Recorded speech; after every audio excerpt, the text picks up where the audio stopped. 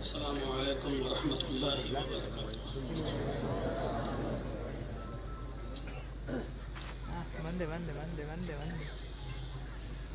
الحمد للہ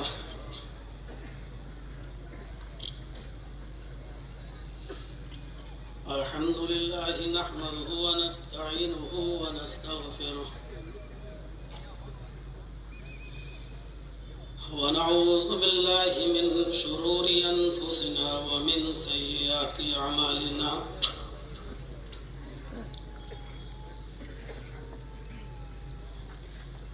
من يهده الله فلا مضل له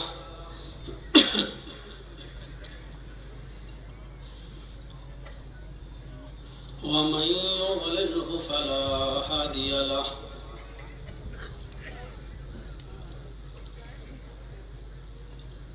وأشهد أن لا إله إلا الله وحده لا شريك له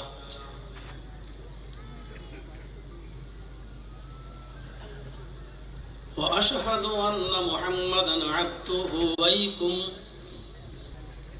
لعلكم ترحمون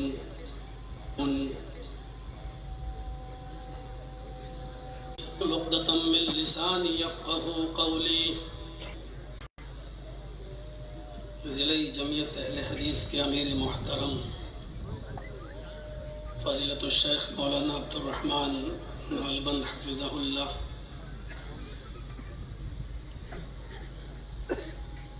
کستوربا نگر کی مقامی جمعیت کے صدر جناب ناصر خان صاحب،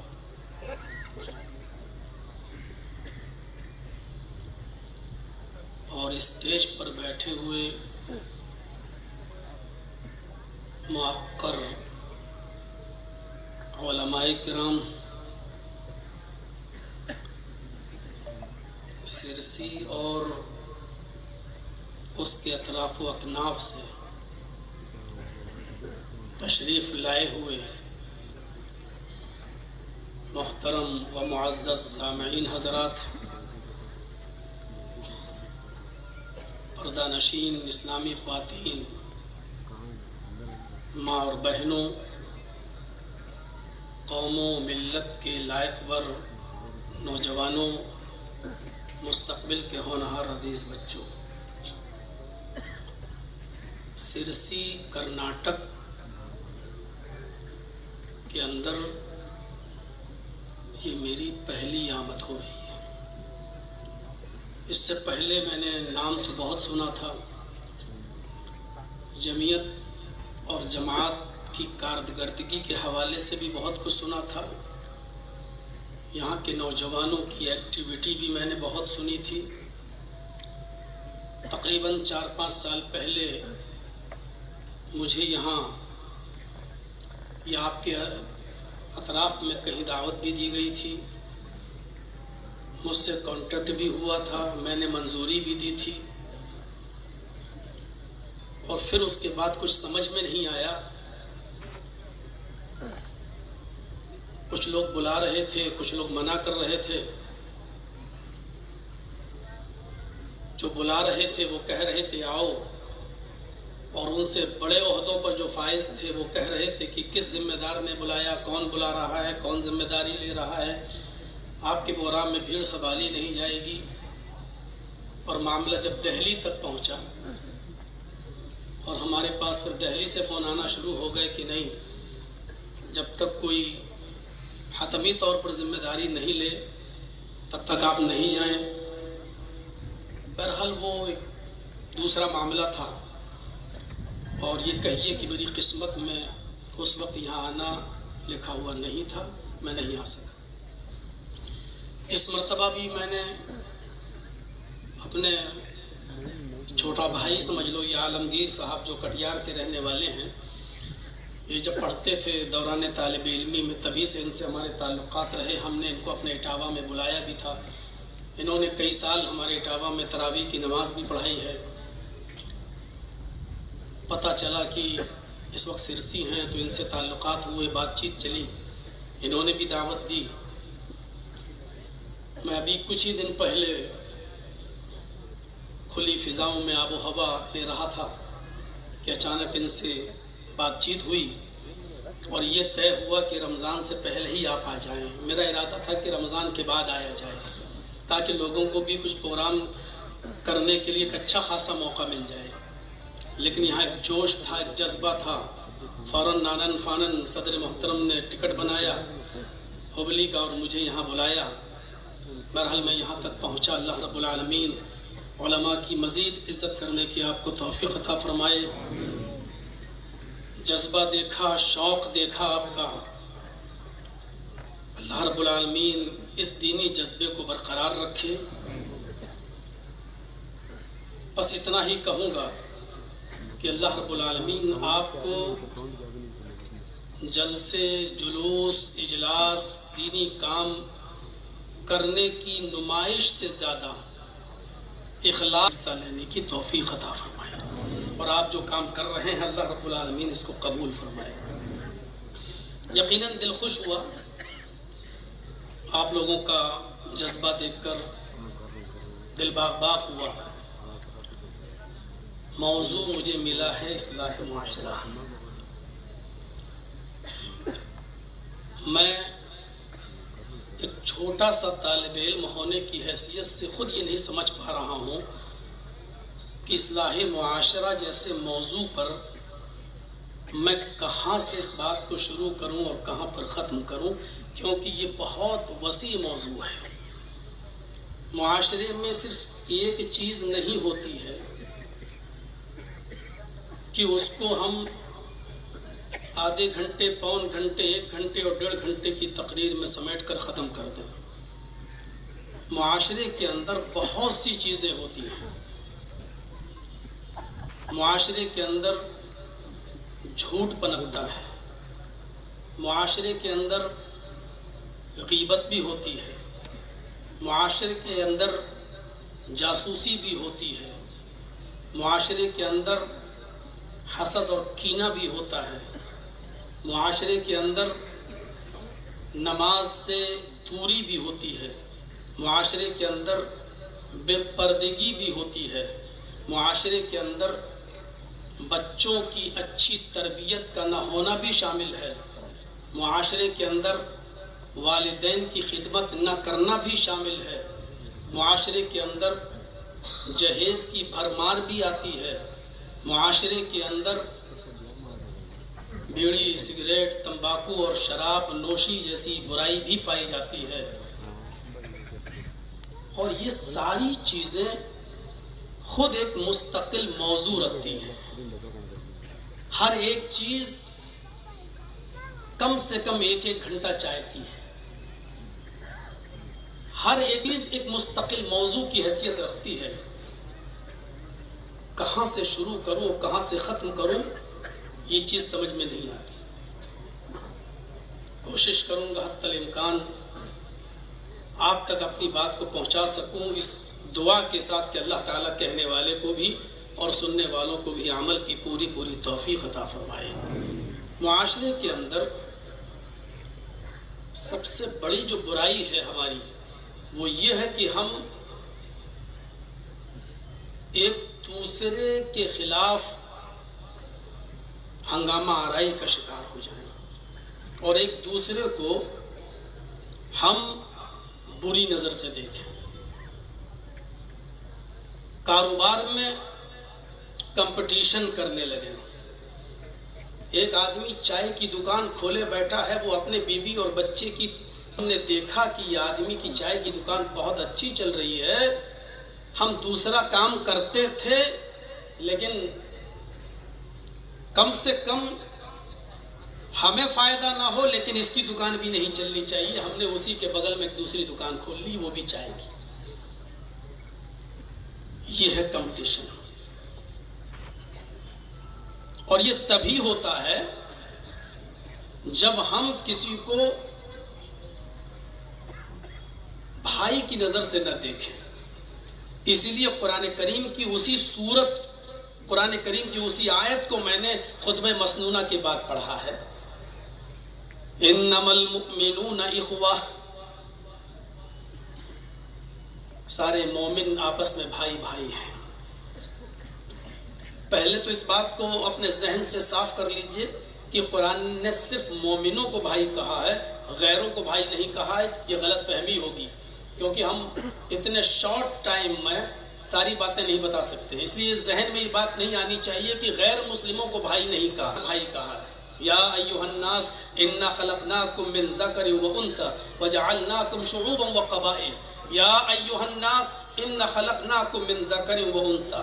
ساری دنیا کی مانو ذاتی، ساری دنیا کی انسانیت، یا ایھا الناس، ساری دنیا کی انسانیت، سارے دنیا کے لوگ. اللہ رب العالمین نے فرمایا اِنَّا خَلَقْنَاكُم مِّن ذَكَرٍ وَأُنثىٰ، ہم نے ان کو ایک ہی مرد اور ایک ہی عورت سے پیدا کیا ہے. یعنی ان سب کا باپ ایک ہے، ان سب کی ماں ایک ہے. اور یہ کیا کہا؟ ساری دنیا کے لوگوں کو کہا ہے یا ایھا الناس. ہے ساری دنیا کی مانو ذاتی، ہے وشو کی مانو ذاتی، ہے سمپورن جگت کی مانو ذاتی، ہے ساری دنیا کے لوگوں. اِنَّا خَلَقْنَاكُم مِّن ذَكَرٍ وَأُنثىٰ، ہم نے تم کو ایک ہی مرد اور ایک ہی عورت سے، ایک ہی پرش اور ایک ہی استری سے جنمائے. تم سب کا باپ ایک ہے، تم سب کی ماں ایک ہے. جب ہمارا باپ ایک ہے، ہماری ماں ایک ہے، تو ہم سب آپس میں بھائی بھائی ہوئے. یہاں مومنوں کو ہم مخاطب اس لیے کر رہے ہیں کیونکہ جو کلمہ پڑھ کر اور اللہ رب العالمین کی اس کتاب، اس قانون کو جو فالو کرنے لگا جو اس نے نازل کی ہے، تو اس سے ہماری انسیت کچھ زیادہ ہی ہو جائے گی. میرے پڑوس میں ایک چھوٹا سا بچہ رہتا ہے، کسی دوسرے کا پڑوسی کا بچہ ہے، وہ بیمار ہو گیا، کینسر کا مریض ہے. محبت ہمیں اس سے بھی ہے، لیکن ہم وہی کر سکتے ہیں جتنا ہمارے اندر طاقت ہے. ہاسپٹل میں ایڈمٹ ہے، ہم اس کو دیکھنے چلے جائیں گے. اس کو بلڈ دینے کی ضرورت پڑے گی، ہم ایک بوٹل بلڈ دے دیں گے. اب آپ ادھر دیکھیے گا، یہ اپنا کام کریں گے. اگر آپ نے یہاں کر دیکھنا چھوڑ دیا تو پھر پوری تقریر کا دار و مدار یہی تمہید پر ہے.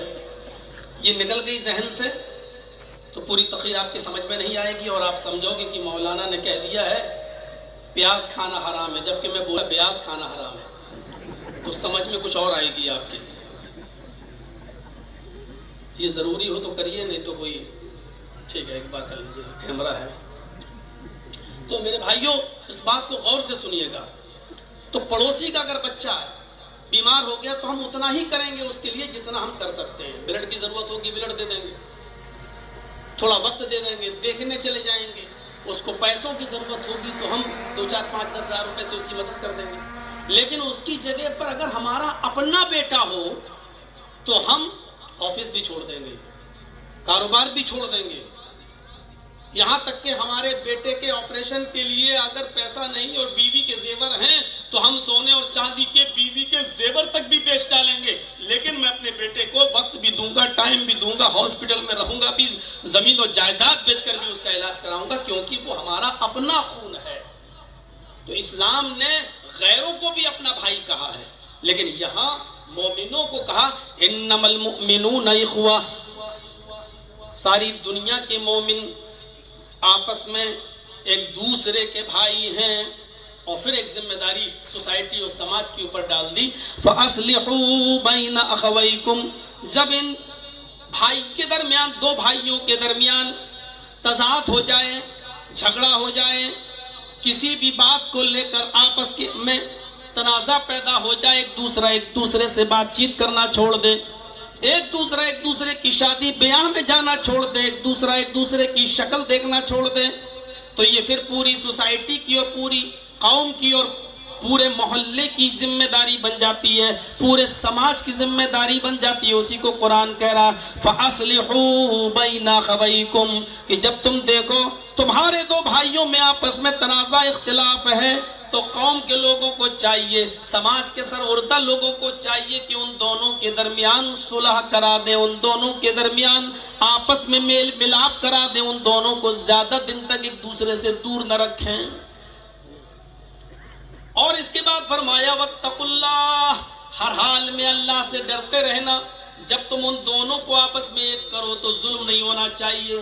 ایک کو بہت زیادہ دبا دو، ایک کو بہت زیادہ شرمندہ کر دو، ایک کو بہت زیادہ عزت دے دو. سمجھوتا کمپرومائز اس طریقے سے نہیں ہونا چاہیے. ایک کو اپنی رشتہ داری کی وجہ سے آپ اس کا زیادہ فیور کر دیں اور دوسرے کو اس لیے کہ وہ غریب آپ اس کا زیادہ فیور نہ کر پائیں حالانکہ وہی حق پر ہے. تو ایسا نہیں ہونا چاہیے. ہر حال میں اللہ سے ڈرنا. واتقوا اللہ، جب ان دونوں کو آپس میں ایک کرو، ان دونوں کو ملاؤ تو ملاتے وقت بھی اللہ سے ڈرتے رہنا. تمہیں ایک دن اپنے رب کے سامنے جواب دینا ہوگا، اپنے رب کے سامنے تمہیں حاضر ہونا ہوگا. واتقوا اللہ لعلکم ترحمون، ہر حال میں اللہ سے ڈرتے رہنا تاکہ تمہارے اوپر رحم کیا جائے. تم یہاں رحم کرو گے تو تمہارے اوپر بھی رحم کیا جائے گا. فاصلحوا بین اخویکم، تھوڑی سی دیر میں اور تھوڑے سے سفر میں دیکھیے کیسی محبت ہو جاتی ہے لوگوں سے. خود ہمارے ساتھ بھی ایسا معاملہ ہوا. کبھی دلی ایک صاحب داڑھی والے دکھ گئے، السلام علیکم. وعلیکم السلام. بیٹھے. گاڑی تھوڑی علی گڑھ سے آگے بڑھی. صاحب آپ کا نام یہ، آپ کا نام یہ. تھوڑی دیر کے بعد اچھا کہاں جا رہے ہیں؟ کلکتہ جا رہے ہیں. صاحب آپ کہاں؟ میں بھی کلکتہ جا رہا ہوں. ماشاءاللہ ماشاءاللہ. تھوڑی اور ٹرین آگے بڑھی. اچھا کلکتہ میں کہاں جا رہے ہیں؟ صاحب مٹیا بروچ جا رہے ہیں. ارے میں بھی وہیں کا رہنے والا ہوں، میں بھی وہیں جا رہا ہوں. محبت تھوڑی سی اور آگے بڑھی. اب کے درمیان اب معاملہ اتنا کلوز ہو گیا کہ کسی بھی اسٹیشن پر گاڑی رکتی ہے، وہ اسٹیشن پر اترتا ہے، پلیٹ فارم پر جاتا ہے تو اس کے سامان کی دیکھ ریکھ ہم کرتے ہیں. جب ہم اترتے ہیں تو ہمارے سامان کی دیکھ ریکھ وہ کرنے لگتا ہے. رات میں جب میری آنکھ کھلتی ہے تو اپنا سامان اپنا لگیج دیکھتے ہیں، ساتھ میں اس کا بھی دیکھ لیتے ہیں کہ میرے بھائی کے لگیج کو کسی نے ہاتھ تو نہیں لگایا. اس کی آنکھ کھلتی ہے تو وہ ہمارے لگیج کو بھی دیکھ لیتا ہے. تھوڑے سے سفر میں 24 گھنٹے کے اتنی محبت، اتنی انسیت ہو جاتی ہے. ہم معاشرے میں جس سماج اور سوسائٹی میں رہ رہے ہیں، زندگی کے اس سفر میں ہماری اور آپ کی محبت ایک دوسرے کے ساتھ کتنی زیادہ ہونی چاہیے. ہمارا اٹھنا بیٹھنا، لیٹنا سونا جاگنا، کھانا پینا، پھر ہمارے بھائی کے ساتھ کیسا ہونا چاہیے. یہ ہر انسان کو اس پر غور کرنا چاہیے کہ 24 گھنٹے کے سفر میں ہم اس کے سامان کی حفاظت کرنے والے بن جاتے ہیں، وہ ہمارے سامان کی حفاظت کرنے والا بن جاتا ہے. اگر اسی ٹرین کی اسی بوگی میں کوئی ہمیں کچھ کہہ دیتا ہے تو وہ میرے حق میں بولنا شروع کر دیتا ہے. اس کو کوئی کچھ، میں اس کے حق میں بولنا شروع کر دیتا ہوں.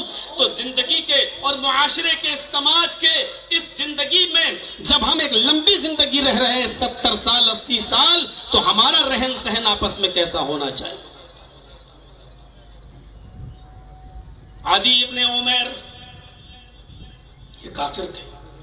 ان کے بھائی یہ مصعب ابن عمیر یہ مسلمان ہیں. جنگ بدر ہوئی، عجیب معرکہ تھا. باپ اگر نبی کا ساتھ دے رہا ہے تو بیٹا ابو جہل کا ساتھ دے رہا ہے. یہ عجیب جنگ تھی.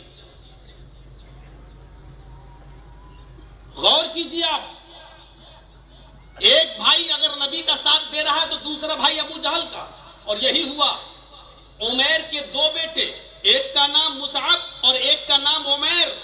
عدی، ایک کا نام عدی، ایک کا نام. عمیر کے 2 بیٹے، ایک کا نام مصعب اور دوسرے کا عدی.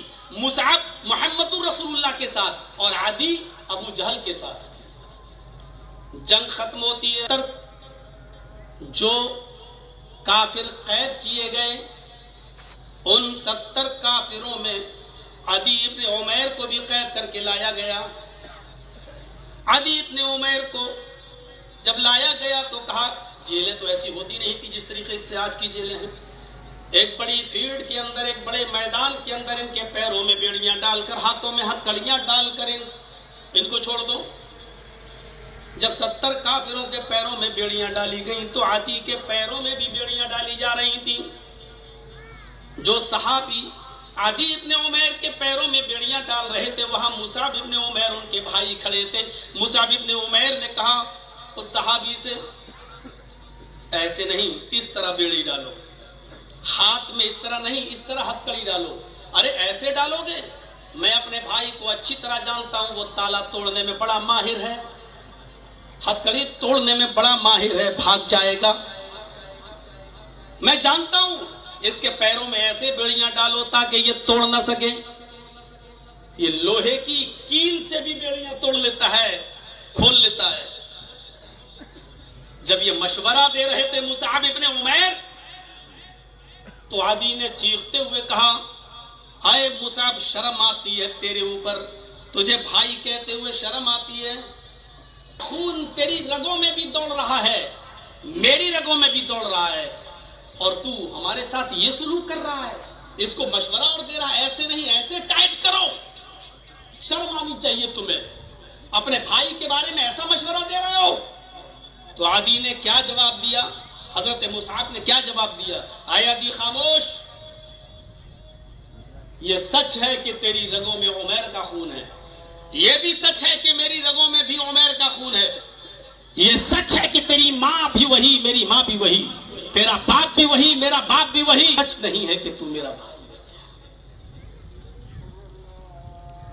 अरे आदि, मेरा भाई वो है जो तेरे पैरों में बेड़ियां डाल रहा है, इसलिए कि मेरे इस भाई ने कलमा पढ़ा है, अशहदु अल्ला इलाहा इल्लल्लाह व अशहदु अन्ना मुहम्मदन अब्दुहु व रसूलुहु। ये कलमा तूने नहीं पढ़ा, इस कलमे की बुनियाद पर वो खूनी रिश्ते से ज्यादा अहमियत रखता है मेरी नजर में। अपने सगे भाई को ये जवाब हम तलाश करें अपनी सोसाइटी में और अपने समाज में। हम अपने कलमा को भाइयों के साथ किस तरीके से रह रहे हैं? अल बिदाया व नहाया पढ़िए हाफिज इब्न कसीर की। दो सहाबी की दुकानें आपस पास पास करीब करीब, एक दुकान ये एक दुकान ये, दोनों कपड़ों की। एक कस्टमर आता है और एक सहाबी की दुकान पर जाकर कपड़ा खरीदता, ले गया। थोड़ी देर के बाद दूसरा कस्टमर आता है, अभी जो कपड़ा ले गया है वही कपड़ा मुझे दिखाओ। उस सहाबी ने दूसरा कपड़ा इसको दिखाया, ये भी ले गया। तीसरा कस्टमर आया, वो भी उसी दुकान पर आता है और वो भी उस कपड़े को दिखाता है और वो भी कपड़ा खरीद कर चला जाता है।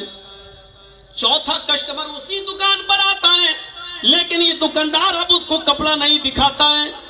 जोहर की नमाज पढ़ने के बाद ये सहाबी जब अपनी दुकान पर आते हैं तो सोचने लगते हैं, अल्लाह मेरे तो 3 कस्टमर कपड़ा खरीद कर ले जा चुके हैं, मेरे भाई की जो मेरे पड़ोस में दुकान है उसका एक भी कपड़ा नहीं बिका है, वो भी कसीरुल लयाल है, वो भी बीवी बच्चों वाला है, उसके घर में भी चूल्हा चलना चाहिए, लिहाजा मैं कपड़ा नहीं बेचूंगा।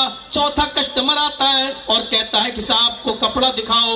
ये सहाबी कहते हैं साहब अब वो कपड़ा खत्म हो गया है, अब मेरे पास नहीं है। हाँ, अगर उससे भी अच्छा कपड़ा देखना है तो मेरे फला भाई जो मेरे पड़ोस में है उसकी दुकान पर चले जाओ, वो भी अच्छा कपड़ा रखता है और उसके पास भी अच्छा तुम्हें मिलेगा। इस शख्स ने अपने पास आने वाले कस्टमर को उसकी दुकान पर भेज दिया, 2-3 कस्टमर उसकी दुकान पर भी भेज दिए हैं। ये जज्बा था भाई भाई के दरमियान, ये जज्बा सिखा कर गए थे जनाब मोहम्मद रसूलुल्लाह सल्लल्लाहु अलैहि वसल्लम। इन्नमल मुमिनूना इख्वा का तकाज़ा ये कहता है कि हम आपस में कंपटीशन न करें। यहाँ तो ये सूरत हाल है कि हमने दुकान खोली तो हमने दूसरे के बगल में आपने भी दुकान खोल ली। अब हमारी चाय की दुकान पर 10 चाय बिक चुकी है, लेकिन फिर भी उस गरीब की चाय पर अगर एक आदमी भी आना चाहता है तो हम उसको आवाज देकर अपनी तरफ बुला लेते हैं कि आओ आओ जरा मेरी तरफ आ जाओ। यही हाल रिक्शे का है, यही हाल ऑटो का है, यही हाल टैक्सियों का है कि हम चीख चीख कर अपनी तरफ आने वाले या दूसरी तरफ जब कोई जाता तो हम उसको भी आवाज देकर अपनी तरफ बुला लेते हैं। मेरे भाइयों, ये मुआशरे के अंदर सबसे बड़ी बुराई पाई जाती है। हमारे मुआशरे में, समाज के अंदर, हमारे इस्लाम ने, कुरान ने, जनाबी मोहम्मद रसूलुल्लाह ने हमें सबक ये सिखाया है, जो अपने लिए पसंद करो वही चीज अपने भाई के लिए भी पसंद करो। जो तुम अपने लिए पसंद करते हो अपने भाई के लिए भी पसंद करनी चाहिए। अगर तुम्हें ये पसंद है कि हमारे बीवी और बच्चे भूखे ना मरे तो तुम्हें चाहिए कि दूसरे के भी बीवी बच्चे हैं उनके घर में भी चूल्हा जलना चाहिए। मेरे भाइयों, ये जज्बा हमारे समाज और सोसाइटी के अंदर नहीं आ रहा है। इसीलिए कहा इन्नमल मुमिनूना इख्वा, सारे मुसलमान आपस में एक दूसरे के भाई हैं। फास्लिहू बैन अख्वैकुम, इंसानी तकाज़ा है, शैतान एक दूसरे के साथ लगा हुआ है। हो सकता है कि उन दोनों के दरमियान नाचाकी पैदा करा दे, झगड़ा पैदा करा दे, तो समाज के सरवुर्दा लोगों, समाज के सरदारों और समाज के وقار لوگوں کی ذمہ داری بنتی ہے کہ ان دونوں کو زیادہ دنوں تک ایک دوسرے سے الگ نہ رہنے دیں، ان دونوں کو صلح کرا دیں۔ یہ چیز ہمارے اور آپ کے اندر ہونی چاہیے۔ حضرت سعید ابن جبیر ایک بہت بڑے تابعی گزرے ہیں میرے بھائیوں۔ تصور کیجئے حجاج ابن یوسف ثقفی کے عتاب کا شکار ہو گئے۔ وہ حجاج جو بڑا ظالم بادشاہ گزرا ہے، اس نے اعلان کر دیا کہ سعید ابن جبیر کو پکڑو اور جہاں ملے ان کو زندہ پکڑ کر میرے سامنے لایا جائے، کیونکہ میں ان کو اپنی آنکھوں کے سامنے قتل کرانا چاہتا ہوں۔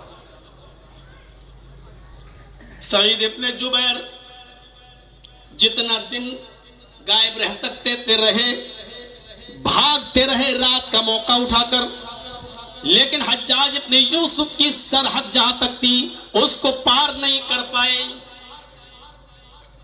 ایک دن کسی کے گھر میں رات میں ٹھہرے ہوئے تھے، اور اس کام میں اپنے لوگ زیادہ ماہر ہیں، دوسرے جاسوسی نہیں کرتے ہیں، اپنوں کے لیے اپنے جاسوسی کرتے ہیں۔ اب یہ پتہ چل جائے کہ اتنے روپے کا انعام، اتنے لاکھ کا انعام، ہم ہی لوگوں میں سے جاسوس پیدا ہو جائیں گے۔ سعید ابن جبیر کی جاسوسی کر دی گئی اور حجاج ابن یوسف کے 2 سپاہیوں نے ان کو پکڑ لیا۔ اس گھر میں چھاپا مار کر سعید ابن جبیر کو لایا جا رہا ہے۔ تقریباً 1 ہفتے کا سفر ہے، یعنی گھوڑے پر یا اونٹ پر لایا جائے تو حجاج ابن یوسف کے پاس پہنچنے میں 1 ہفتہ لگے گا۔ ان دونوں سپاہیوں نے سعید ابن جبیر کی عبادت دیکھی، ان کا تقوی دیکھا، پرہیزگاری دیکھی کہ جہاں نماز کا وقت ہوا فوراً انہوں نے 2 رکعت نماز پڑھی، پھر چل دیے۔ پھر نماز کا وقت ہوا، نماز پڑھی، پھر چل دیے۔ وہ جانتے تھے کہ ہمارا انجام کیا ہوگا، وہ جانتے تھے کہ ہم حجاج کے سامنے پیش ہوں گے اور ہمیں مار دیا جائے گا۔ ان دونوں سپاہیوں نے بھی دیکھا یہ بیچارے رات میں نماز پڑھتے ہیں اور دن میں روزہ رکھتے ہیں، بڑا نیک انسان ہے، ہم اگر اس کو حجاج کے سامنے پیش کر دیے تو حجاج اس کو قتل کر دے گا۔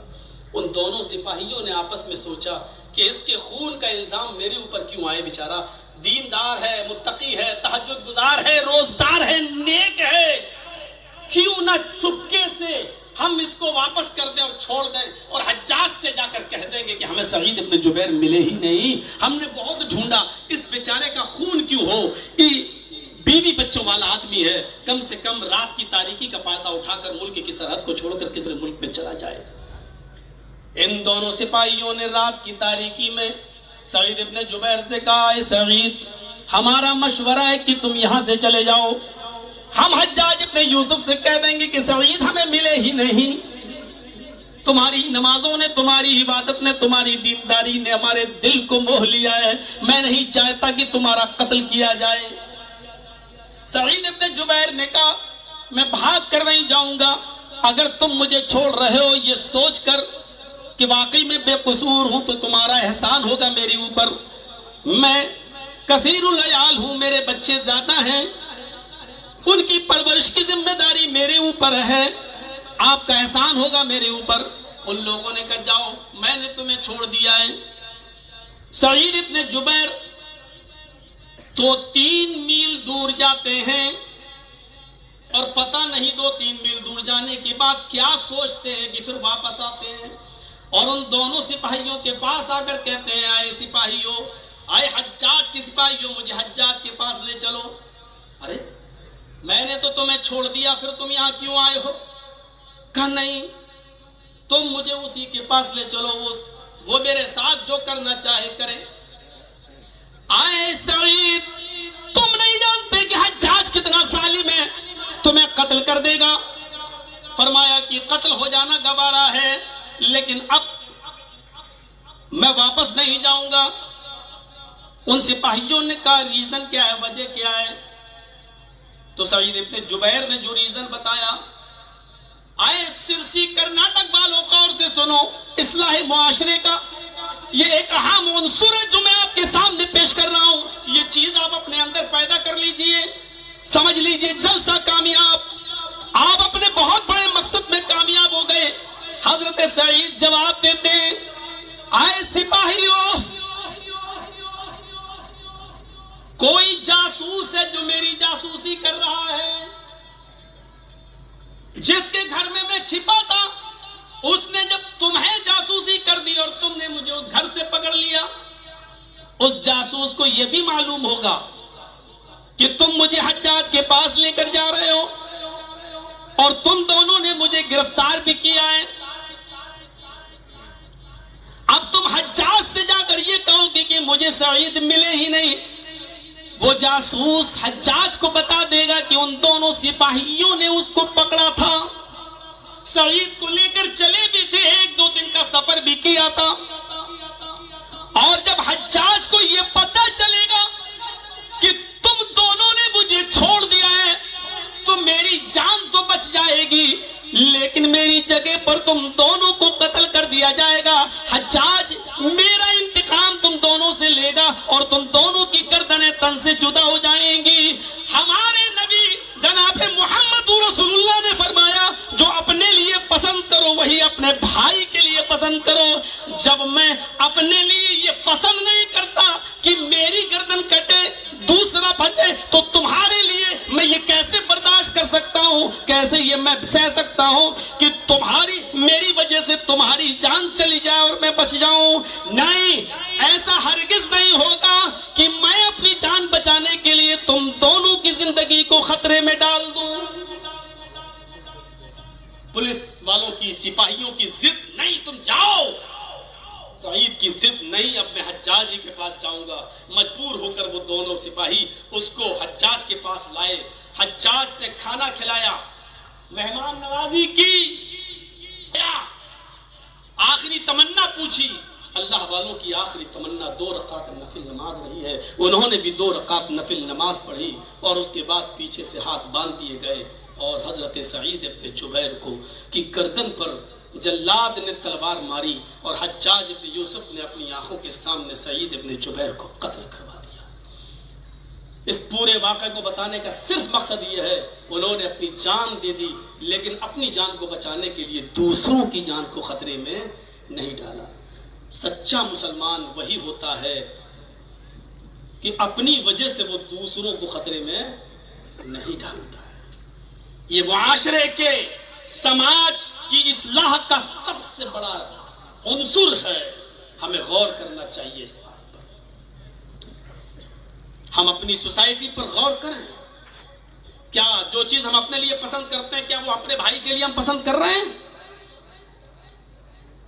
سیکھیے حضرت مصعب ابن عمیر کے جواب سے۔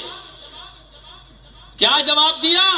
نہیں، تو میرا بھائی نہیں ہے، میرا بھائی وہ ہے جو تیرے پیروں میں بیڑیاں ڈال رہا ہے۔ ایمانی رشتہ خونی رشتے سے زیادہ بڑا ہوتا ہے۔ انما المؤمنون اخوہ فاصلحوا بین اخویکم واتقوا اللہ لعلکم ترحمون۔ اس رشتے میں دراڑیں کہاں سے آتی ہیں، اس رشتے میں ناچاکیاں کہاں سے آتی ہیں، اس سلسلے میں دوریاں کہاں سے پیدا ہوتی ہیں، اس سلسلے میں ایک تو واقعات کی طرف آنا چاہتا ہوں۔ قرآن نے وہ چیز بیان کی ہے کہ اس رشتے میں دراڑیں کہاں سے آتی ہیں۔ یا ایھا الذین آمنوا اجتنبوا کثیرا من الظن ان بعض الظن ولا تجسسوا ولا یغتب بعضکم بعضا۔ اے ایمان والو، آپس میں تم ایک دوسرے کے لیے بدگمانیاں مت کرو، زیادہ بدگمانیوں سے بچو۔ اجتنبوا کثیرا من الظن، زیادہ بدگمانیوں سے بچو۔ ان بعض الظن، بعض بدگمانیاں انسان کو گناہگار بنا دیتی ہیں۔ بدگمانی کرنا ایک دوسرے کے بارے میں، پتہ نہیں کیا ہے۔ ہم جا رہے ہیں، ہماری آپ سے بنتی نہیں ہے، آپ چھت پہ کھڑے ہیں اور ہم مسجد سے نکل کے جا رہے ہیں اور آپ ہمارے دشمن ہیں یا آپ ہمارے مخالف ہیں۔ اب ہم پڑھتے ہوئے جا رہے ہیں منہ ہی منہ میں سبحان اللہ سبحان اللہ الحمدللہ الحمدللہ، ہماری نظر آپ سے ٹکرائی، آپ کی نظر ہم سے ٹکرائی، آپ نے میرے ہونٹ ہلتے ہوئے دیکھے تو کیا کہیں گے؟ یہ کمینہ مجھے گالی دے رہا ہوگا، کیونکہ میرے ہونٹ ہل رہے ہیں۔ یہی ہے بدگمانی. بعض بدگمانیاں انسان کو گناہگار بنا دیتی ہیں، اور ضروری نہیں کچھ لوگ مل کر بھی کسی کے بارے میں کچھ سوچیں اور وہ صحیح ہی ہو جائے. ایک شخص لنگڑاتے ہوئے چلا آ رہا ہے. جرجیت صاحب نے دیکھا اس کو کہ لنگڑاتا ہوا چلا آ رہا ہے. جرجیت صاحب ایک ڈاکٹر ہیں، مثال دے رہا ہوں. جرجیت صاحب نے کہا اپنے دوست سے باتیں کر رہے ہیں، مان لیجئے مولانا عبد الرحمن صاحب سے میں باتیں کر رہا ہوں، یہ بھی ڈاکٹر ہیں. میں نے کہا کہ عبد الرحمن صاحب، یہ سامنے جو آدمی چلا آ رہا ہے، یہ لنگڑاتا ہوا آ رہا ہے، اس کی ریڑھ کی ہڈی میں درد ہے. اب ڈاکٹر صاحب نے، عبد الرحمن صاحب نے اپنا تجربہ پیش کیا. نہیں تمہارا تجربہ غلط ہے، اس کے پیر میں موچ آ گئی ہے، اس لیے یہ لنگڑاتے ہوئے چلا آ رہا. دیکھیے دونوں نے اپنا اپنا تجربہ بیان کیا، سامنے آ رہا ہے، ہم لوگوں نے دونوں نے گمان کیا. جرجیت صاحب کہہ رہے ہیں ریڑھ کی ہڈی میں درد ہے، عبد الرحمن صاحب کہہ رہے ہیں نہیں اس کے پیر میں موچ آ گئی. وہ لنگڑاتے ہوئے قریب آیا، ہم دونوں آپس میں کہتے ہیں دیکھیے ابھی کس کی بات صحیح ہوتی ہے.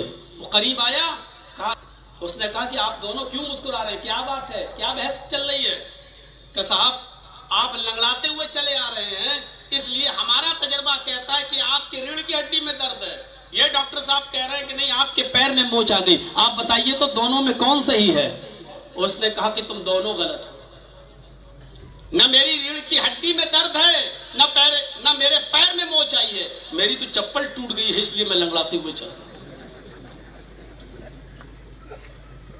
دونوں کا گمان غلط ہے. ضروری نہیں ہے کہ ہم جس کے بارے میں جو گمان کر رہے ہیں وہ صحیح ہی ہو. یا ایھا الذین آمنوا اجتنبوا الظن ان بعض الظن، اے ایمان والو، اے مسلمانوں، آپس میں ایک دوسرے کے بارے میں زیادہ گمان مت کیا کرو. ان بعض الظن، اس بعض بدگمانیاں انسان کو گناہگار بنا دیتی ہیں. کوئی لڑکی بیچاری فون پہ بات کرتے ہوئے چلی جا رہی ہے، ضرور اپنے بوائے فرینڈ سے بات کر رہی ہوگی. یہ ہمارے ذہن میں سب سے پہلا خیال آتا ہے. یہ خیال کیوں نہیں آتا کہ ہو سکتا ہے کہ وہ اپنے بھائی سے بات کر رہی ہو، یہ بھی ہو سکتا ہے کہ وہ اپنے باپ سے بات کرتی ہوئی جا رہی ہو، یہ بھی ہو سکتا ہے کہ اس کی ماں ہاسپٹل میں ایڈمٹ ہو اور وہ ان کا حال چال معلوم کرتی ہوئی فون کرتی ہوئی جا رہی ہو. یہ بھی تو گمان ہمارے اندر آ سکتا ہے. لیکن نہیں، چونکہ وہ ایک لڑکی ہے اور اکیلے جا رہی ہے، اس لیے ہمارے ذہن میں شیطان یہ بدگمانی پیدا ہوئی جا رہی ہے. یہ گمان ہمارے اندر پیدا ہوتا، وہ گمان ہمارے اندر پیدا نہیں ہوتا. جاسوسی سے اسی لیے منع کیا ہے، زیادہ بدگمانی سے اسی لیے منع کیا ہے اسلام نے. بدگمانی نہیں ہونی چاہیے. امام اوزائی بہت مشہور ایک بزرگ گزرے ہیں، ان کی بیوی سے پڑوس کی کوئی عورت ملنے کے لیے آئی اور صبح سورج نکلنے کے بعد جب ملنے آئی، ذرا غور سے سنیے گا اس واقعے کو. امام اوزائی کی بیوی سے پڑوس پر رہنے والی ایک عورت جب ملنے آئی، اس نے دروازے کو دستک دی. امام اوزائی نے دروازہ کھولا، دیکھا کہ ہمارے گاؤں کی محلے کی ایک عورت ہے. اندر چلے گئے اور اپنی بیوی سے کہا کہ کوئی لیڈی ہے، کوئی خاتون ہے، تم ان سے بات کرو، میں کیا بات کروں. چلے گئے وہ اپنے روم میں. ان کی بیوی نے ان کو بلایا اور امام اوزائی جہاں چٹائی پر بیٹھے تھے اسی چٹائی پر ان کو بٹھا دیا اپنے پڑوس کی عورت کو. اتفاق سے اس چٹائی پر پانی پڑا ہوا تھا، بھیگی ہوئی تھی. تو جیسے ہی وہ خاتون، وہ لیڈی، وہ پڑوسن اس چٹائی پر بیٹھی تو پیچھے سے اس کی شلوار بھیگ گئی. اس نے ایسے جھٹکتے ہوئے کہا کہ یہ تم نے، بتائیے تمہارا بچہ بھی یہ کھیل رہا ہے اور بچے کے جسم پر کپڑا بھی نہیں ہے، اس بچے نے اس چٹائی پر پیشاب کر دیا ہے اور تم نے مجھے اس چٹائی پر بٹھا دیا اور اس کا پیشاب میرے کپڑوں کو ناپاک کر دیا. امام اوزائی رحمہ اللہ کی بیوی کہتی ہے میری بہن تم بالکل بے فکر رہو، جس کو تم پیشاب سمجھ رہی ہو یہ پیشاب نہیں ہے، میں نے تمہیں کوئی غلط جگہ پر نہیں بٹھایا ہے، تم اسی جگہ پر بیٹھی ہو، بیٹھی رہو۔ لیکن وہ عورت کہتی ہے کہ میں کیسے مان لوں پیشاب نہیں ہے؟ تم روم سے آ رہی ہو، بچہ یہاں کھیل رہا تھا اپنے باپ کے پاس، اس کے جسم پر کپڑا نہیں ہے، تم کہتی ہو پیشاب نہیں، اس بچے نے ہی پیشاب کیا ہوگا۔ ان کی بیوی نے پھر کہا کہ میری بہن، میں گارنٹی کے ساتھ کہہ رہی ہوں کہ یہ پیشاب نہیں ہے، کم سے کم میری بات کو تو رکھو۔ پڑوسن کہتی ہے کہ نہیں، آپ کو مجھے سیٹسفائی کرنا ہوگا، مطمئن کرنا ہوگا کہ یہ پیشاب نہیں ہے۔ پیشاب نہیں ہے تو یہ کیا ہے؟ پانی کا گلاس بھی نہیں دکھ رہا ہے، لوٹا بھی نہیں دکھ رہا ہے، یہ پانی بھی نہیں ہے تو پھر ہے کیا؟ جب اس نے مجبور کیا تو امام اوزاعی رحمہ اللہ کی بیوی نے کہا کہ اے میری بہن سنو، جس چٹائی پر تم بیٹھی ہو، ہمارے شوہر فجر کی نماز کے بعد اسی چٹائی پر قرآن کی تلاوت کرتے ہیں، اور جب سورج نکلنے لگتا ہے تو اس وقت وہ دعا کرتے ہیں، اپنے گناہوں کی معافی مانگتے ہیں اور توبہ اور استغفار میں لگ جاتے ہیں۔ جب وہ توبہ اور استغفار میں لگتے ہیں تو اتنا روتے ہیں کہ ان کے رونے سے یہ چٹائی بھیگ جاتی ہے، چٹائی پر ان کے آنسوؤں سے یہ چٹائی تر ہو جاتی ہے۔ آئے میری بہن، جس چٹائی کے اوپر تم بیٹھی ہوئی ہو اور جو چیز تمہاری شلوار میں لگی ہوئی ہے، یہ پیشاب نہیں ہے، یہ میرے گھر کا پانی بھی نہیں ہے، یہ میرے شوہر کے وہ آنسو ہیں جو اپنے گناہوں کی سیاہی کو دھل دھل کر ان کی آنکھوں سے نکلے ہیں، یہ میرے شوہر کے آنسو ہیں جو میں بتانا نہیں چاہ رہی تھی، لیکن تمہیں سیٹسفائی ہونا تھا، ممکن ہونا، مطمئن ہونا تھا، اس لیے میں نے بتایا یہ میرے شوہر کے آنسو ہیں جس پر تم بیٹھی ہوئی ہو۔ بدگمانی انسان کو کیا کیا سوچنے پر مجبور کر دیتی ہے۔ سوچو کہ جو آنسو تھے وہ اس کو پیشاب سمجھ رہی تھی، یہ بدگمانی۔ بدگمانی کی وجہ سے کتنی لڑکیوں کے رشتے ٹوٹ گئے، بدگمانی کی وجہ سے کتنے لوگ آپس میں ایک دوسرے کے دشمن بن گئے، بدگمانی کی وجہ سے کتنے لوگ ایک دوسرے کے جان کے دشمن بن گئے، بدگمانی کی وجہ سے کتنے گھر اجڑ گئے، اور بدگمانی کی وجہ سے کتنے لوگوں نے خود کو آگ کے حوالے کر دیا اور زہر کھا کر انہوں نے خود اپنے آپ کو مار ڈالا۔ یہ ساری کی ساری معاشرے کی برائی بدگمانی کی وجہ سے ہو رہی ہے۔ یا ایھا الذین آمنوا اجتنبوا کثیرا من الظن ان بعض الظن بعض بدگمانیاں انسان کو گناہگار بنا دیتی ہیں۔ وَلَا تَجَسَّسُوا، تم ایک دوسرے کی جاسوسی بھی مت کرو۔ توہ میں لگنا، فون پہ بات ہو رہی ہوں، بیٹھ گئے ہوں، دیکھیں کیا بات کر رہے ہیں، مہمان کو کمرے میں ٹھہرایا تو جھانک کے دیکھ رہا ہوں، توہ کرنا۔ حضرت عمر فاروق کا معمول تھا رات میں گشت کرنے کا، امیر المومنین کا معمول تھا رات میں گشت کرنے کا، پتہ لگانے کا کہ کون بھوکا سویا، کون کھا پی کر سویا، کسی کو پریشانی تو نہیں۔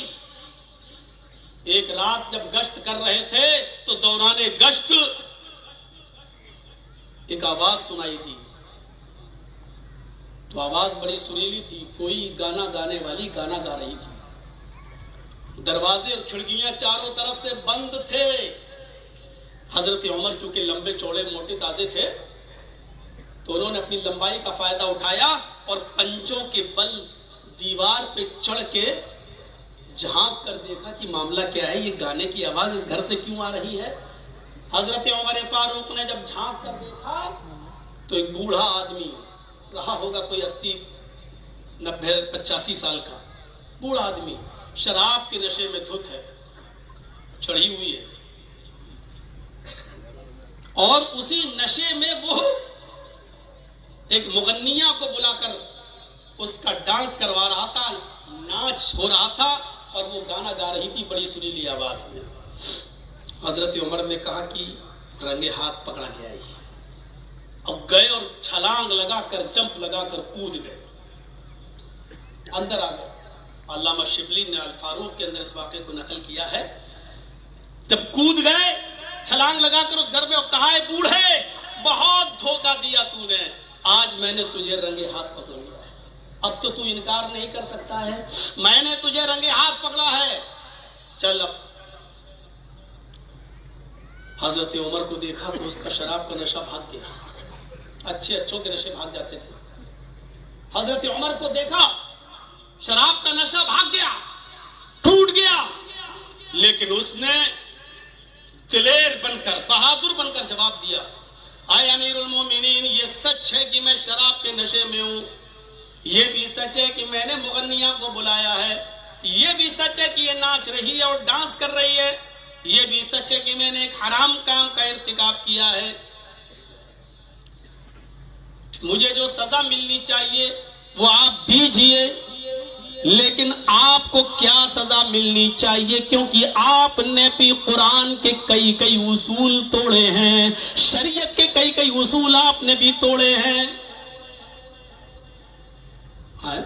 حضرت عمر نے چھوڑ دیا، پہلے میری غلطی بتاؤ، جمہوریت سب سے بڑی اسلام کی دین ہے، اپنے خلاف بھی باتیں سننے کا جذبہ ہونا چاہیے ہمارے اندر۔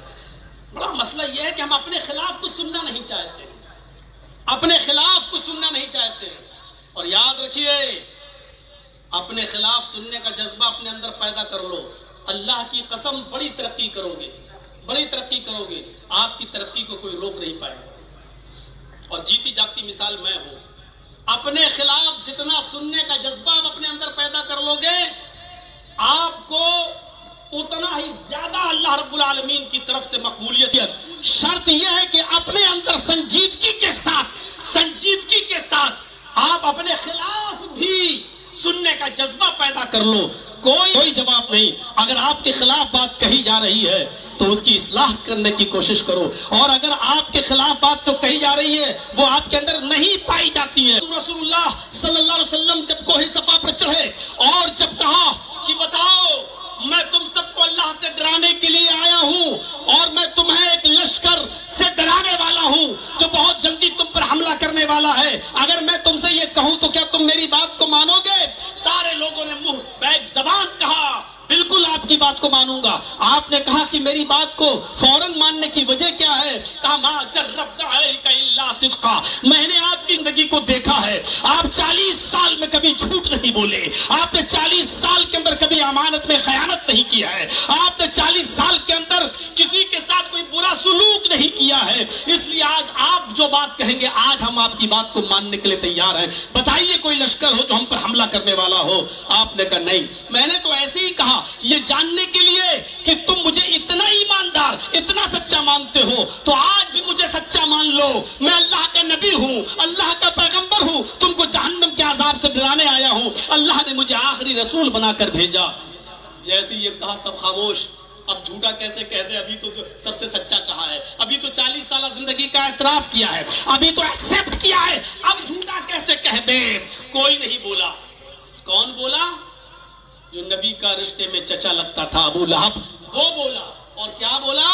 نیچے اتر۔ اپنی بکواس سنانے کے لیے جمع کیا ہے، الہٰذا جمعتنا، کیا اسی لیے تو نے ہم کو یہاں اکٹھا کیا کہ تیری بکواس سنے؟ تبا لک یا محمد، اے محمد تو برباد ہو جا۔ اتنی بڑی گالی اور اتنی بڑی بدتمیزی، لیکن پوری سیرت کی کتابیں پڑھ جائیے آپ، اللہ کے رسول نے اس بدتمیزی کا کوئی جواب نہیں دیا، اپنے خلاف یہ بات سنی چپکے سے اتر گئے، اللہ نے تو جواب نہیں دیا، لیکن نبی نے تو جواب نہیں دیا، لیکن اللہ نے اس جواب کا جواب جو دیا وہ یہ دیا کہ قیامت کی صبح تک ساری دنیا کے مسلمانوں کی زبان رہے گی، تبت یدا ابی لہب و تب، یہ سورت جب بھی پڑھی جائے گی اور ابو لہب کو بد دعا دی جاتی رہے گی۔ میرے بھائیوں، جس کا خود کوئی آدمی جواب نہ دے تو اللہ کی طرف سے اس کی مدافعت ہوتی ہے۔ حضرت عمر نے اس کو چھوڑ دیا، فرمایا میں نے کیا اصول توڑا ہے؟ فرمایا کہ اے امیر المومنین، اللہ کے نبی صلی اللہ علیہ وسلم کا ارشاد گرامی ہے کہ جب تم کسی کے گھر داخل ہونا چاہو تو پہلے دروازے کو کھٹکھٹاؤ۔ اپنا دروازہ نہیں کھٹکھٹایا۔ نبی اکرم نے فرمایا کہ جب تم کسی کے گھر جاؤ تو گھر والے سے اجازت لو۔ آپ نے इजाजत नहीं ली। जिस तरह चोर दीवार पर चढ़कर छलांग लगाते हैं, आप उसी तरीके से मेरे घर में एंटर हुए, दाखिल हुए, और अल्लाह के नबी ने फरमाया तुम किसी की जासूसी मत करो, अंदरून खाना से तुम्हें कोई मतलब नहीं। अगर दरवाजे बंद हो, खिड़कियां बंद हो, तो तुम किसी के घर तक झांक ना करो कि क्या हो रहा है। बल्कि बुखारी की रिवायत के मुताबिक नबी अकरम ने यहां तक फरमाया तुम्हारे दरवाजे और खिड़कियां बंद हो और फिर भी कोई तुम्हारे घर में झांकने की कोशिश करे और तुम उसको देख लो, तो बाहर निकल कर उसकी दोनों आंखें फोड़ दो। तुम मुजरिम नहीं होगे, तुम्हारे ऊपर कोई गुनाह आयद नहीं होगा। अमीरुल मोमिनीन, आपने ये उसूल तोड़े, ये ज़ाब्ते तोड़े, आपको क्या सजा मिलनी चाहिए? हजरत उमर ने उसको कुछ नहीं कहा कि पहले मैं अपनी इस्लाह करूंगा, फिर तुझसे निपटूंगा। उसको छोड़ के चले गए। 4 साल के बाद वो बूढ़ा जब और कमजोर हो गया, चलने फिरने के, उसको बैतुल माल से वजीफा चाहिए था। वो आया और लाइन में लग गया। 4 साल के बाद हजरत उमर की नजर जब उसके ऊपर पड़ी तो अरे ये तो वही शेख है, वही बूढ़ा है। उसको बुलाया, इधर आओ। उसको अलग ले गए। बूढ़ा समझ गया कि अब लगेंगे 40 कोड़े, अब सजा मिलेगी। हजरत उमर ने उसको खजूर खिलाया, पानी पिलाया और उस बूढ़े से कहा कि बताओ किस मकसद से आए हो। उसने कहा कि बूढ़ा हो गया हूं, कमाने के लायक नहीं, वजीफा लेने आया। ठीक है, वजीफा मिलेगा। उसका वजीफा उसी दिन जारी कर दिया और वजीफा जारी करने के बाद अकेले में उसको समझाया, सबके सामने नहीं, अकेले में। मुआशरे का एक सबसे बड़ा जुर्म यह है कि हम एक दूसरे को नंगा करते हैं, एक दूसरे की इस्लाह करते हैं तो दूसरों के सामने करते हैं ताकि हमें बहुत बड़ा आलिम कहा जाए, बहुत बड़ा जानकार कहा जाए। अगर किसी से कोई गलती हो जाए तो मजमे में उसकी इस्लाह की जाती है ताकि लोग इसको समझे कि ये कम जानने वाला, और हमको समझे कि देखिए कितना बड़ा आलिम है, फौरन उसने मजलिस के अंदर उसकी गलती को पकड़ लिया है। तो मेरे भाइयों, हजरत उमर ने उस बूढ़े को अकेले में ले जाकर समझाया, वजीफा तुम्हारा आज से जारी, लेकिन आए बुजुर्गवार पैर अटके हैं, पता नहीं कब अल्लाह को प्यारे हो जाओ, कब इस दुनिया से रुखसत हो जाओ। कम से कम इस उम्र में तो शराब छोड़ो, इस उम्र में तो नाच गाना छोड़ो, अरे अल्लाह अल्लाह करो। इन्नमल अमालु बिल खवातीम, अमाल का दारो मदार आखिरी उम्र से होता है। तौबा और इस्तिगफार करने की उम्र है और तुम शराब पी रहे हो। उस बूढ़े ने कहा जज़ाकुमुल्लाहु अहसनल जज़ा, अमीरुल मोमिनीन, अल्लाह आपको इसका जज़ाए खैर दे जो आपने मुझे तन्हाई में समझाया। लेकिन मैं आपको यकीन दिलाता हूँ और आपको अपनी बात बताता हूँ, आज मुझे 4 साल हो गए जिस दिन आपने मुझे कमरे में छोड़ा, मुझे मेरे हाल पे छोड़ा और आप चले आए कि पहले मैं अपनी इस्लाह करूँ, बाद में तुम्हें समझूंगा। मैंने उसी दिन अल्लाह से तौबा कर ली थी और उस दिन से मैंने न तो शराब को हाथ लगाया और न कोई मुगन्नियां मेरे घर में नाचने के लिए आई, गाने के लिए आई। मेरे प्यारे साथियों, मुआशरे और समाज की इस बुराई को किस तरीके से हजरत उमर ने हैंडल किया है। उस बूढ़े को रंगे हाथ पकड़ा भी, लेकिन अपने खिलाफ सुना कि मैंने भी 3 जुर्म किए हैं, तो उसको छोड़ दिया। फिर 4 साल तक उस बूढ़े के बारे में कभी किसी के खिलाफ जबान, किसी के सामने जबान नहीं खोली। फिर उसके घर की जासूसी भी नहीं की, उसको उसके हाल पे छोड़ दिया है, उसको कोड़े नहीं मारे, फिर अपनी इस्लाह भी की है। और जब बूढ़ा 4 साल के बाद आया तो उसको तन्हाई में ले जाकर उसको समझाया भी और इस अंदाज से समझाया। लेकिन उस बूढ़े ने इकरार किया कि 4 साल से मैंने आज तक शराब को हाथ नहीं लगाया। गौर करो, तन्हाई में की जाने वाली तबलीग, तन्हाई में की जाने वाली इस्लाह कितनी मुअस्सर होती है, कितनी फायदेमंद होती है। हजरत उमर फारूक ने इस बुराई को कैसे हैंडल किया है और किस तरीके से इसको सुलझाया है। हमारे मुआशरे और समाज के अंदर ये जासूसी एक आम चीज हो चुकी है। एक दूसरे की टोह लेना, एक दूसरे के व्हाट्सएप को चेक करना और फिर अगर किसी ने किसी से गुफ्तगू की है तो उसको आम करना, उसको जाहिर करना और उसको लोगों के बीच में बताना कि ये आलिम देखो कितना बदतमीज है, ये मौलवी देखो कितना, ये तो नमाज पढ़ाने के लायक नहीं है, मदरसे में रखने के लायक नहीं है। आज इस बुराई ने जन्म ले लिया है। ये मुआशरे के अंदर एक गंभीर समस्या बनी हुई है, इसको रोकना चाहिए। हज़रत अमीर माविया, मशहूर साहबी, उनकी बीवी मेहमान नवाजी को पसंद नहीं करती थी। उनकी बीवी मेहमान नवाजी पसंद नहीं करती थी। जब मेहमान आ जाए, वो देखो आ गए 4-4, आ गए 6-6, होता है, फितरी चीज है। बहुत सी औरतें बेचारी 20 आ जाएं, 30 आ जाएं, फख्र करती है कि अपनी किस्मत का खा रहे हैं। 3 बजे से उठ जाती है, रात में 4 बजे से उठ जाती है। अभी रमजान में देखिए कि उलमा बेचारे सफीर की हैसियत से चंदा करने जाएंगे, औरतें 2 बजे रात में 1 बजे उठकर उनकी सहरी का इंतजाम करेंगे। कुछ होती। अब मैं भी एक जगह गया, नाम नहीं लूंगा, 3-4 मौलाना एक ही जगह रुके थे, अंदर से आवाज आ रही थी, कितने दिन रहेंगे? अच्छा 4 दिन तक मैं मैके ना जाऊं?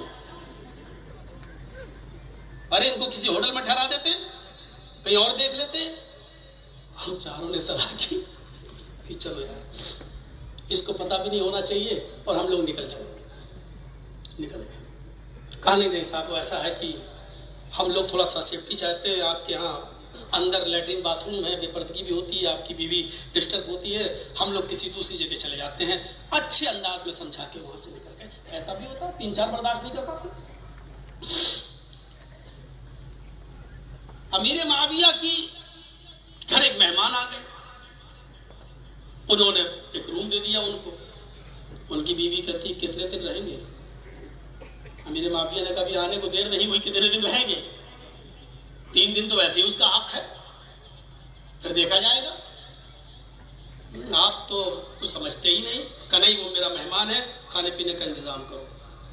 रात हुई, इशा की नमाज पढ़ने के बाद पानी में लोटा जो होता है, बंदना जिसको बोलते हैं, पानी उसमें भरकर अमीर माविया ने रख दिया।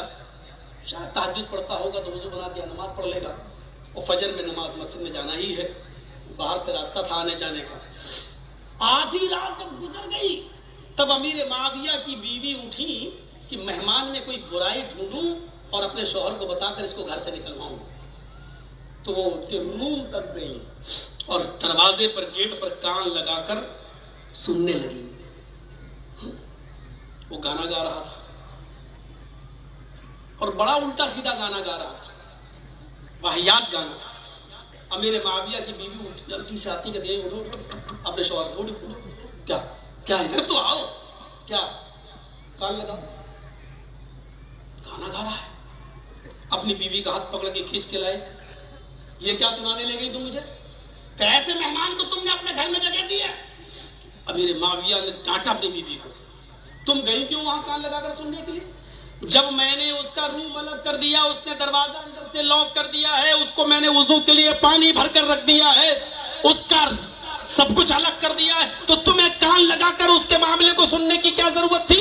तुम्हें मालूम नहीं कि अल्लाह के रसूल ने टोह करने से, लगाने से मना किया है, जासूसी से मना किया है? उसके अंदरूने खाना से तुम्हें क्या मतलब? वो अंदर क्या कर रहा था, तुमने उसकी जासूसी, क्योंकि हराम है, नाजायज है, गलत है। खूब डांटा उनको। बीवी ने कहा हाँ गलती उसकी, डांट रहे मुझे, ठीक है रहने दो, करने दो उसको, गुनाह पे गुनाह, हमको क्या मतलब। सो गए। अमीर माविया बार बार देखने लगे सोई कि नहीं सोई, और जब खर्राटे लेने लगी, जनरेटर चलने लगा नाक का, जब हो गया, तब अमीर माविया उठे कि चले अकेले में उस आदमी को समझाऊं कि ये काम गलत है। अपनी बीवी के सामने भी समझाना गवारा नहीं। गौर करो तक इस्लाह कैसी। गए दरवाजे, सोचने लगे कि फिर कान लगाकर सुन लूं, अगर कुछ गा रहा होगा तो दरवाजा खटखटाऊंगा, और अगर सो गया होगा तो नींद में डिस्टर्ब क्यों करूं, सुबह फजर के बाद समझाऊंगा उसे। तो कान लगाया तो क्या सुनते हैं, अब वो कुरान की तिलावत कर रहा है, अब वो कुरान की तिलावत कर रहा है, और बड़ी अच्छी आवाज में, बड़ी खूबसूरत आवाज में कुरान की तिलावत कर रहा है। अमीर माविया कहते अभी गाना गा रहा था और अब तिलावत कर रहा है। गए अपनी बीवी के पास, उठ उठ, देखिए चकराएगा और हाथ लगेगा तो उधर जाएगा। अभी भी वही जोश है मेरे अंदर, ये मत समझो। अरे 6 महीने ससुराल में थे तो क्या हुआ, कोई फर्क नहीं पड़ता, जोश अभी है। तो अमीर माविया ने कहा उठ उठ उठ। वो बड़बड़ा गया, क्या है, इधर आ। क्या सुन, क्या सुनो, अभी तो कह रहे जासूसी करना हराम ये वो, और अब कह रहे सुन। अरे सुन तो, ये तो बड़ा बहरूपिया है आपका मेहमान। क्यों, कभी गाना गाता है, कभी कुरान की तिलावत करता है, बड़ी अच्छी आवाज में कुरान पढ़ रहा है। अमीर माविया की बीवी ने कहा कि आप तो जासूसी करने को हराम बता रहे हैं, और फिर आपने जासूसी की, और फिर मुझे भी दिखा रहे हैं कि सुनो। अमीर माविया ने कहा जासूसी हराम है, मैं उसको समझाने के लिए जा रहा था, लेकिन अब नहीं गया। मैंने सोचा कि देखें जाग रहा है या सो रहा है। मैंने कान लगा कर सुना तो कुरान की तिलावत कर रहा है। मैंने तुम्हें इसलिए उठाया कि देखो उसका ये चेहरा भी देख लो, ये शक्ल भी देख लो, उसका ये मंजर भी देख लो। कहा तुमने जासूसी क्यों की? कहा मेरी बीवी, जासूसी मैंने भी की और जासूसी तुमने भी की। फर्क इतना है कि तुमने मुझे मेरे भाई की बुराई दिखलाई, और मैंने तुम्हें अपने भाई की खूबी दिखलाई। मैंने अपने भाई की अच्छाई दिखलाई। अच्छाइयों को जाहिर किया करो, बुराइयों पर पर्दा डाला करो। अल्लाह के माया किसी की ऐब जोई मत किया करो। और सुबह फजर की नमाज में जब ये दोनों मस्जिद में मिले, अमीर माविया ने फजर की नमाज के बाद उस मेहमान को समझाया, ये तुम्हारा दो रंग मैंने देखा, कभी गाना, कभी ये, कभी वो तिलावत। उसने फरमाया अमीरुल मोमिनीन, मैं अमीर माविया से कहा कि मैं बहुत टेंशन में हूँ, बहुत ज्यादा परेशान हूँ, मुझे नींद नहीं आती, रातों में सुकून नहीं, मेरी रातों की नींद उड़ चुकी है, मुझे इतने जहनी उलझन है, इतने जहनी टेंशन है, मैं इतना डिप्रेशन का शिकार हो चुका हूँ। जब मैं को इधर उधर ले जाता हूँ, लेकिन मुझे सुकून उधर से भी नहीं मिलता है। फिर मैं कुरान की तिलावत करने बैठ जाता हूँ, जब कुरान पढ़ने लगता हूँ तो मुझे सुकून मिल जाता है। अमीर माविया ने फरमाया जब तुम्हें जहनी उलझने हुआ करें, टेंशन हुआ करे, डिप्रेशन हुआ करे, तो तुम कुरान ही पढ़ लिया करो। तो मैं नहीं मालूम, अल्लाह फरमाता है अला बिज़िक्रिल्लाहि तत्मइन्नुल कुलूब, दिलों को जिक्र इलाही से, अल्लाह के जिक्र से सुकून मिलता है। तुम्हारे दिलों को सुकून देने वाली अगर कोई चीज है तो वो अल्लाह का जिक्र है। जिक्र इलाही से ही सुकून मिलेगा और दूसरी चीजों से सुकून नहीं मिलेगा। जासूसी कितना बड़ा जुर्म है। कुरान ने भाई भाई के दरमियान जो चीजें रोड़ा अटकाती हैं, उनमें पहली चीज क्या है? बदगुमानी। दूसरी चीज क्या है? जासूसी। और तीसरी चीज वला यख्तब बाज़ुकुम बाज़ा अयुहिब्बु अहदुकुम अन याकुल लहमा अखीहि मैतन फकरहतुमूहु, और तुम में से बाज की गीबत न करे, पीठ के पीछे उसकी बुराई न करे। क्या तुम में से कोई ये पसंद करेगा कि अपने मुर्दा भाई का गोश्त वो नोच नोच कर खाए? फकरहतुमूहु, तुम इसको जरूर ना पसंद करोगे, जरूर तुम इससे नफरत करोगे। कोई भी अपने भाई का गोश्त नोच नोच कर नहीं खा सकता है। गीबत आज हमारे मुआशरे के अंदर आम हो चुकी है, और मर्दों से ज्यादा औरतों में। अल्लाह बेहतर जाने आप क्या सुकून है या नहीं। और जलसों में तो बड़ी ऐसा लगता है जैसे औरतें जलसा सुनने नहीं आई, मछलियां बेचने आई। तेरी साड़ी कितने की, तेरी चप्पल कितने की, तेरी चूड़ी कितने की। मछली बाजार लगता है, शॉपिंग हॉल लगता है वो। बहरहाल ये ज्यादा गीबतें करती हैं, ये दूसरे की बुराइयां। वला यख्तब बाज़ुकुम बाज़ा, मैं गीबत पर बहुत लंबे चौड़े लेक्चर नहीं दूंगा, ज्यादा वाकयात नहीं सुनाऊंगा। सिर्फ हजरत उमर फारूक के जमाने का एक वाकया आपके सामने रखना चाहता हूं, उसी से आप अंदाजा लगा सकते हैं कि गीबत को हजरत उमर फारूक अपनी नजर में कितना छोटी सी। उसके साथ इस्लाम लाता है। उस बच्ची की माँ का इंतकाल हो चुका था। उस बच्ची की अच्छी तरबियत हो, उसने दूसरी शादी नहीं की थी कि दूसरी शादी करूंगा, और दूसरी बीवी अगर मेरे घर में आई तो मेरी बच्ची को वो अपनी बेटी की तरह समझी या नहीं समझी। इसलिए उस बुजुर्ग ने, उस शख्स ने दूसरी शादी नहीं की, अपनी बच्चे की तरबियत करता रहा। 4-5 साल की जब वो बच्ची थी, उसी वक्त वो इस्लाम लाया, बच्ची भी उसी के साथ इस्लाम लाई। जब वो बच्ची सिन्ने बुलूगत को पहुंची, 17-18 साल की उम्र को पहुंची, नेक थी, दीनदार थी, सब कुछ था, लेकिन वो अपने फितरी जवानी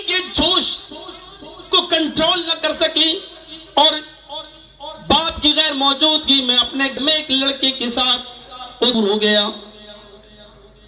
اس نوجوان لڑکے کے ساتھ زنا کیا تو زنا کے بعد گویا کہ اس کے پیروں کے نیچے سے زمین سرک گئی.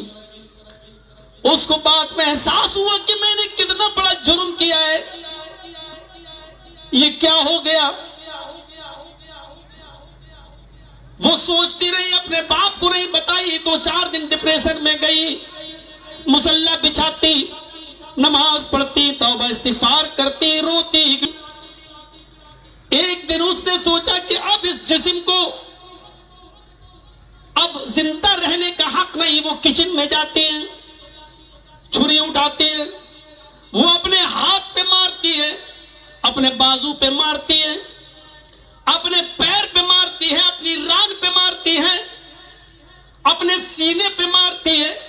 پھر اس نے اس چھری کو اپنے پیٹ میں مارنا چاہا کہ باپ کی انٹری اسی گھر میں ہوتی ہے. باپ نے دیکھا کہ میری بیٹی زخموں سے لہولہان ہے, چھری اپنے پیٹ پہ مارنے والی ہے, پکڑا ہاتھ, چھری کو پھینکا. بیٹی یہ کیا ہوا, یہ دماغی توازن تمہارا کیسے خراب ہو گیا؟ کئی دنوں سے میں دیکھ رہا ہوں کہ تمہارا رہن سہن بدل گیا, تم تنہائی پسند ہو گئی ہو. آج چھری بھی اٹھا لی. کہا ابو مجھے چھوڑ دیجئے, مجھے زندہ رہنے کا حق نہیں ہے. کہا بیٹی مجھے بتاؤ تو صحیح, ہر چیز کا حل ہے. قرآن کریم میں زندگی گزارنے کے اصول بتائے گئے ہیں. کوئی گناہ ہوا تو بتاؤ. بیٹی نے اپنے باپ سے کچھ نہیں چھپایا. کہا آئے میرے ابو, آج ایسا مجھ سے 4-5 دن پہلے, 1 ہفتہ پہلے ایسا جرم ہو گیا, میں زنا کر بیٹی. آئے ابو, میں ابو دکھانے کے لائق نہیں, میں اب زندہ نہیں رہنا چاہتی, میں مرنا چاہتی ہوں, مجھے مر جانے دو. ابو نے کہا یہ حل نہیں ہے بیٹا, گناہ ہو گیا ہے, توبہ کرو, استغفار کرو, اللہ سے معافی مانگو. 2 سال گزر گئے, 3 سال گزر گئے, 4 سال گزر گئے. وہ توبہ کرتی رہی, استغفار کرتی رہی, معافی مانگتی رہی. مصلی اور توبہ, مصلی اور دعا, نماز اور دعا, چٹائی تک آنسوؤں سے تر ہونے لگی. لڑکی دھیرے دھیرے اور جوان ہوتی گئی, اس کے رشتے آنے لگے, نکاح کا پیغام آنے لگا. اور ایک تو بہت نیک پیغام آ گیا, دیندار گھرانے سے ایک اچھے لڑکے کا پیغام آیا. اس لڑکے کے پیغام کو آتا دیکھ باپ نے اس لڑکے کے پیغام کو ٹھکرانا گوارا نہیں کیا. نہیں, یہ بچہ ہماری بیٹی کے لیے نیک رہے گا. پھر سوچتا ہے کہ میں اس نوجوان لڑکے سے اپنی بیٹی کے بارے میں بتاؤں یا نہ بتاؤں. اگر میں نے بتا دیا کہ میری بیٹی سے 4-5 سال پہلے زنا کا صدور ہو چکا ہے, اگر یہ بات سن لی تو کہیں ایسا نہ ہو کہ پھر وہ ہماری بیٹی کا ہاتھ نہ پکڑے, چھوڑ دے, رشتہ ہی توڑ دے. اور اگر میں نے نہیں بتایا اور بغیر بتائے چپکے سے اس لڑکے کا نکاح میں نے اپنی بیٹی سے کر دیا, تو قیامت کے دن اللہ کے یہاں مجھ سے باس پرس نہ ہو جائے, سوال جواب نہ ہو جائے کہ تو نے اپنی بیٹی کے بارے میں یہ عیب جانتا تھا, پھر اس لڑکے کو تو نے دھوکہ کیوں دیا ہے, اس کو صاف صاف کیوں نہیں بتایا کہ تیری بیٹی سے 1 مرتبہ زنا کا صدور بھی ہو چکا ہے. کنفیوز ہو گیا کہ میں اس لڑکے کو یہ بات بتاؤں یا نہ بتاؤں. وہ حضرت عمر فاروق کے پاس آتا ہے اور امیر المومنین سے کہتا ہے, آئے امیر المومنین, امیر المومنین مسئلہ پوچھنے آیا ہوں. کہا پوچھو. کہا ایسا معاملہ ہے, میری بیٹی میرے ساتھ اسلام لائی, 16-17 سال کی عمر کو پہنچی تو اس سے زنا کا صدور ہو گیا. اس دن سے آج تک وہ توبہ کرتی ہے, گڑ گڑاتی ہے, چھری سے اپنے آپ کو مارنا چاہتی تھی, میں نے پکڑ لیا ہے. امیر المومنین, اس دن سے میں نے اپنی بیٹی کو دیکھا سوائے چاہے نماز کے, مصلی کے اور توبہ استغفار کے, دعا کی, اور وہ کچھ نہیں کرتی. امیر المومنین اب کیا کرنا چاہیے, اب میں کیا کروں, میری بیٹی کا رشتہ آ رہا ہے, میں اس کو بتاؤں یا نہ بتاؤں. اگر بغیر بتائے کر دیتا ہوں تو قیامت کے دن بات پرس نہ ہو جائے, اور اگر بتا دیتا ہوں تو ڈرتا ہوں کہ وہ کر دیں. حضرت عمر فاروق نے اپنی کمر سے کوڑا نکالا اور پہلے 10 کوڑے اس کو مارے. उसने कहा अमीरुल मोमिनीन, ऐसे कौन सा आदमी मसला पूछने आपके पास आएगा, जो मसला पूछने आएगा उसको भी कोड़े आप मारेंगे। और ये सारी बुराइयां हमारे मुआशरे में पाई जा रही हैं, सारी बुराई हमारे मुआशरे में पनप रही हैं।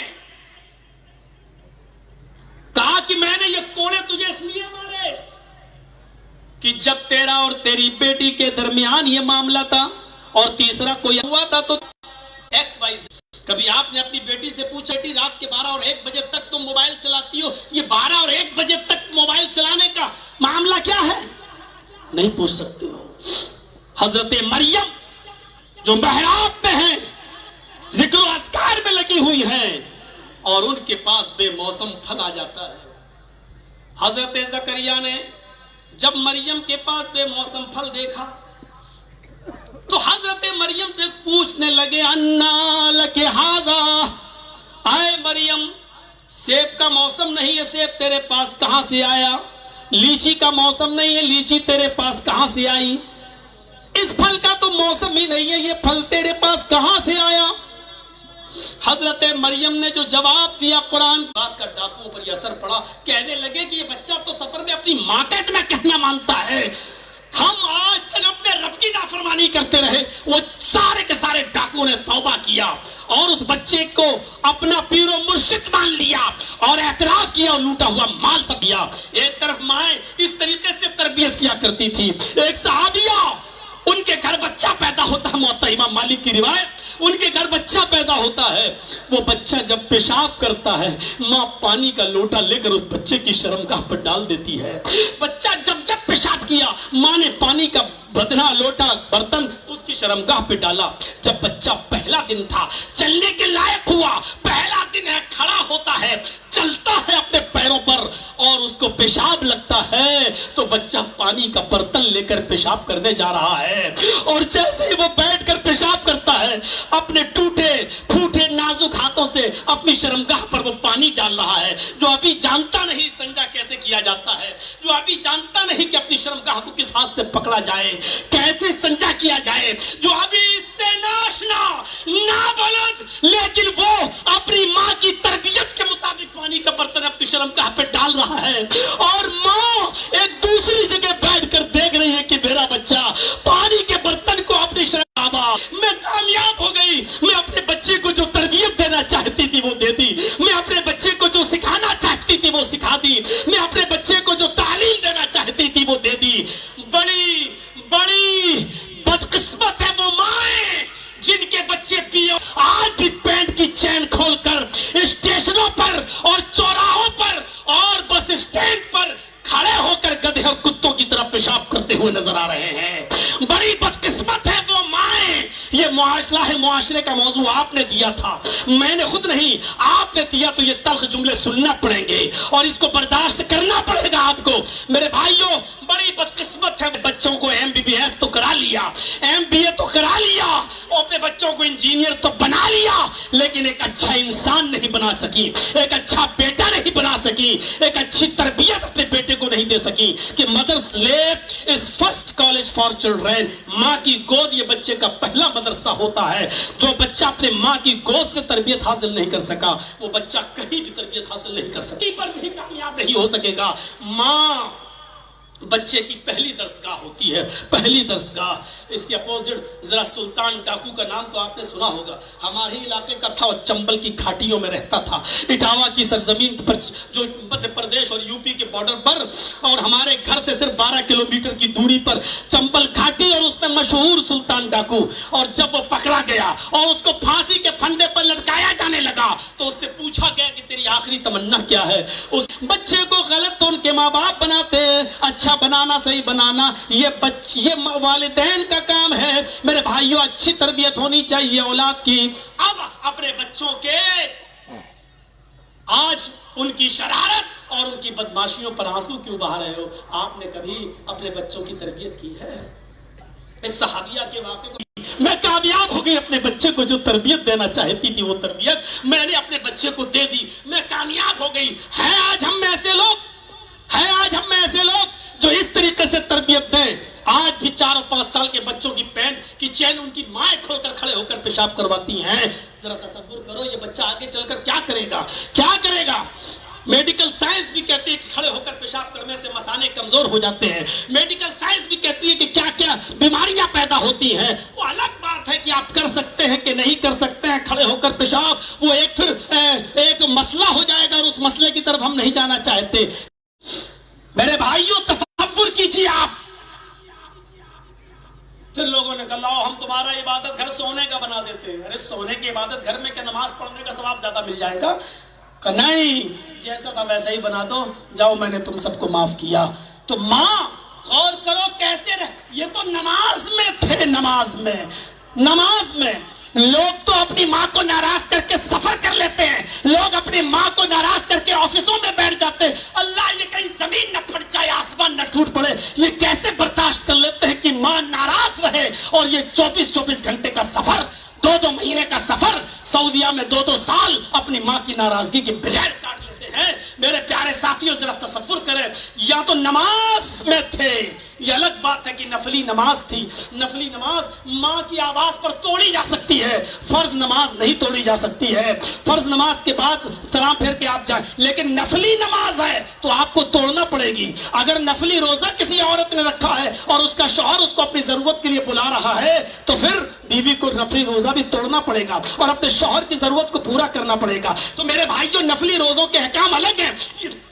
نفلی روزہ تھا, جریج کو نفلی نماز تھی اور جریج کو یہ نماز توڑنا تھی اور اپنی ماں کی بات پہلے سننا تھی, لیکن جریج نے ایسا نہیں کیا.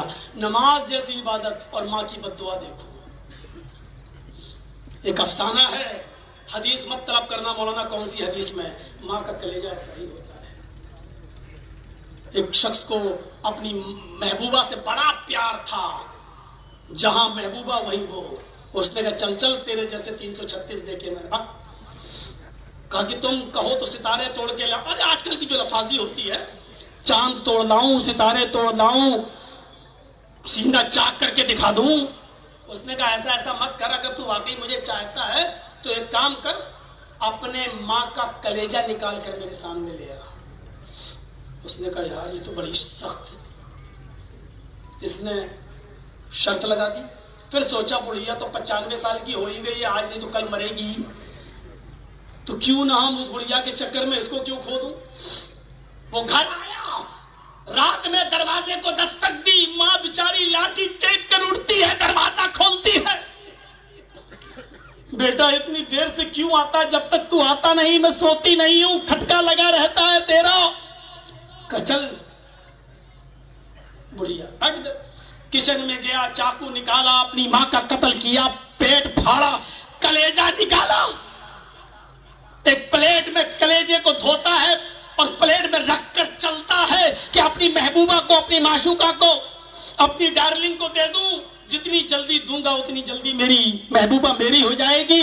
یہ کلیجہ لے کر جا رہا تھا, رات کی تاریکی تھی, اپنی معشوقہ کو دینا چاہتا تھا, جلدی قدم بڑھا رہا تھا. اچانک ٹھوکر لگتی ہے, زمین پر گرتا ہے, کلیجہ زمین پر, پلیٹ لڑکتی ہوئی نالی میں گئی. دانت سے خون نکل رہا ہے, اپنے دانت کے خون کو آستین سے صاف کرتا ہے, بھاگتا ہوا نالی سے پلیٹ کو اٹھاتا ہے, لنگڑاتا ہوا کنویں کے پاس جاتا ہے, پانی سے کنویں پلیٹ کو دھولتا ہے, پھر اپنے ماں کے کلیجے کے پاس بیٹھتا ہے, اپنے ہاتھ سے کلیجہ اٹھاتا ہے. کلیجہ زمین سے اٹھا کر پلیٹ پر رکھ رہا تھا کہ کلیجے سے آواز آتی ہے, بیٹے گرتے ہوئے چوٹ تو نہیں لگی, بیٹے گرتے ہوئے چوٹ تو نہیں لگی. یعنی افسانہ ہے ضرور, کہانی ہے ضرور, لیکن حقیقت دیکھا جائے تو ماں کا کلیجہ ایسا ہی ہوتا ہے. لاکھ تم ماں کو ستاؤ, لیکن جس دن تمہیں یہ پتا چلے گا تمہاری ماں کو کہ تمہارا بیٹا اس حال میں ہے یا تمہارے بیٹے کو یہ ہو گیا ہے, ماں کا کلیجہ تڑپ اٹھے گا. ہم سے زیادہ اس کو آپ نہیں سمجھو گے. مجھے کوئی دقت نہیں تھی, اندر کسی چیز کی کوئی پریشانی نہیں تھی, لیکن اٹاوا سے بنارس 550 کلومیٹر, اگر سب سے زیادہ کوئی تڑپ رہا تھا تو وہ تھی میری ماں. سب سے زیادہ نفلی روزے رکھنے والی کوئی تھی تو وہ میری ماں. تہجد پڑھ کر دعائیں کرنے والی کوئی تھی تو تھی میری ماں. 550 किलोमीटर का सफर, जो कभी 10 किलोमीटर का सफर न कर सकती हो, 500 किलोमीटर का सफर करके मुझसे मिलने के लिए ये ताकत उसके अंदर कैसे आई, ये मैं समझ सकता हूं मेरे प्यारे साथियों। नहीं दिल करता है उस दुश्मन को माफ करने का जिसने मुझे इस नौयत तक, इस मामले तक पहुंचाया है।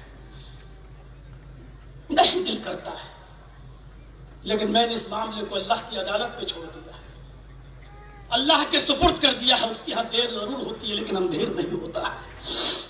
और अल्लाह की तरफ से होने वाला इंसाफ ऐसा होता है जो लोगों के लिए निशान इबरत बन जाता है, जो लोगों के लिए इबरत का निशान बन जाता है।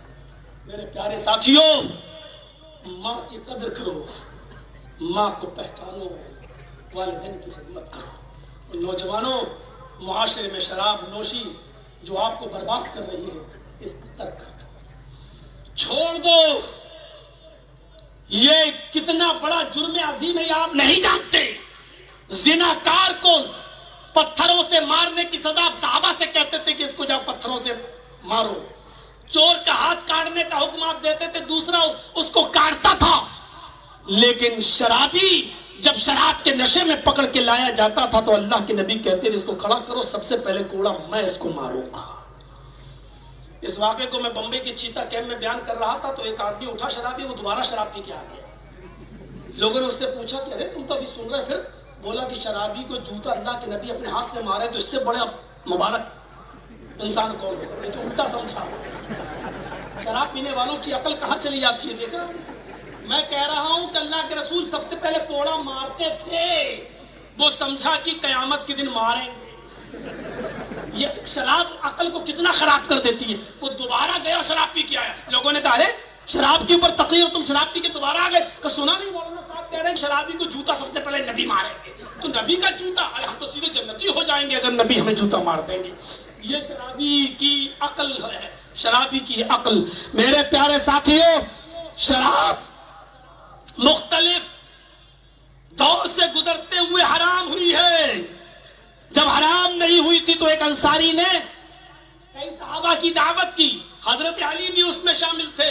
खाना वाना खाने के बाद शराब का दौर चला और शराब पीने के बाद जब मदहोशी आ गई, गशी आ गई, लोग नशे में हो गए, तो उसी वक्त मगरिब की अजान का वक्त हो जाता है।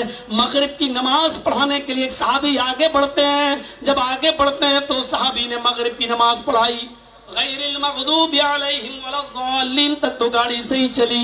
उसके बाद वो सहाबी तिलावत करने लगे, पढ़ना चाहिए था कुल या अय्युहल काफिरून ला अअबुदु मा तअबुदून।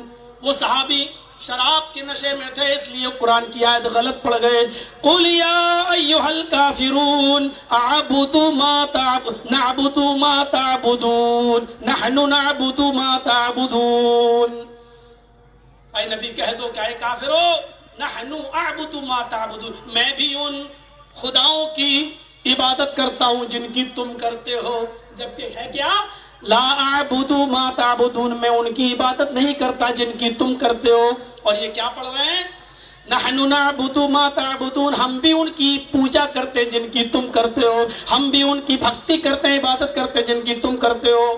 जैसे इनके मुंह से ये जुमले निकले, वहां कुरान की आयत नाजिल होती है मदनी करीम के ऊपर, या अय्युहल्लज़ीना आमनू ला तक़रबुस्सलाह व अंतुम सुकारा।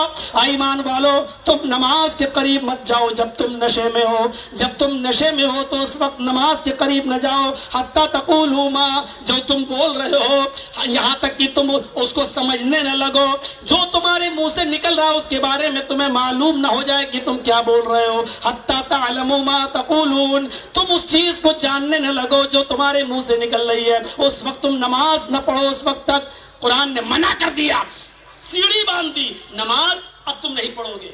अब साहबा ने सोचा अल्लाह, शराब के नशे में और नमाज छूट जाए और फिर हमें नमाज छोड़ना पड़े उस वक्त तक जबकि शराब का नशा ना उतर जाए। लोगों ने फिर शराब धीरे धीरे छोड़ना शुरू कर दी। ऐसे शराब पीने से क्या फायदा कि जिसकी वजह से हमारी नमाज ही जाने लगे।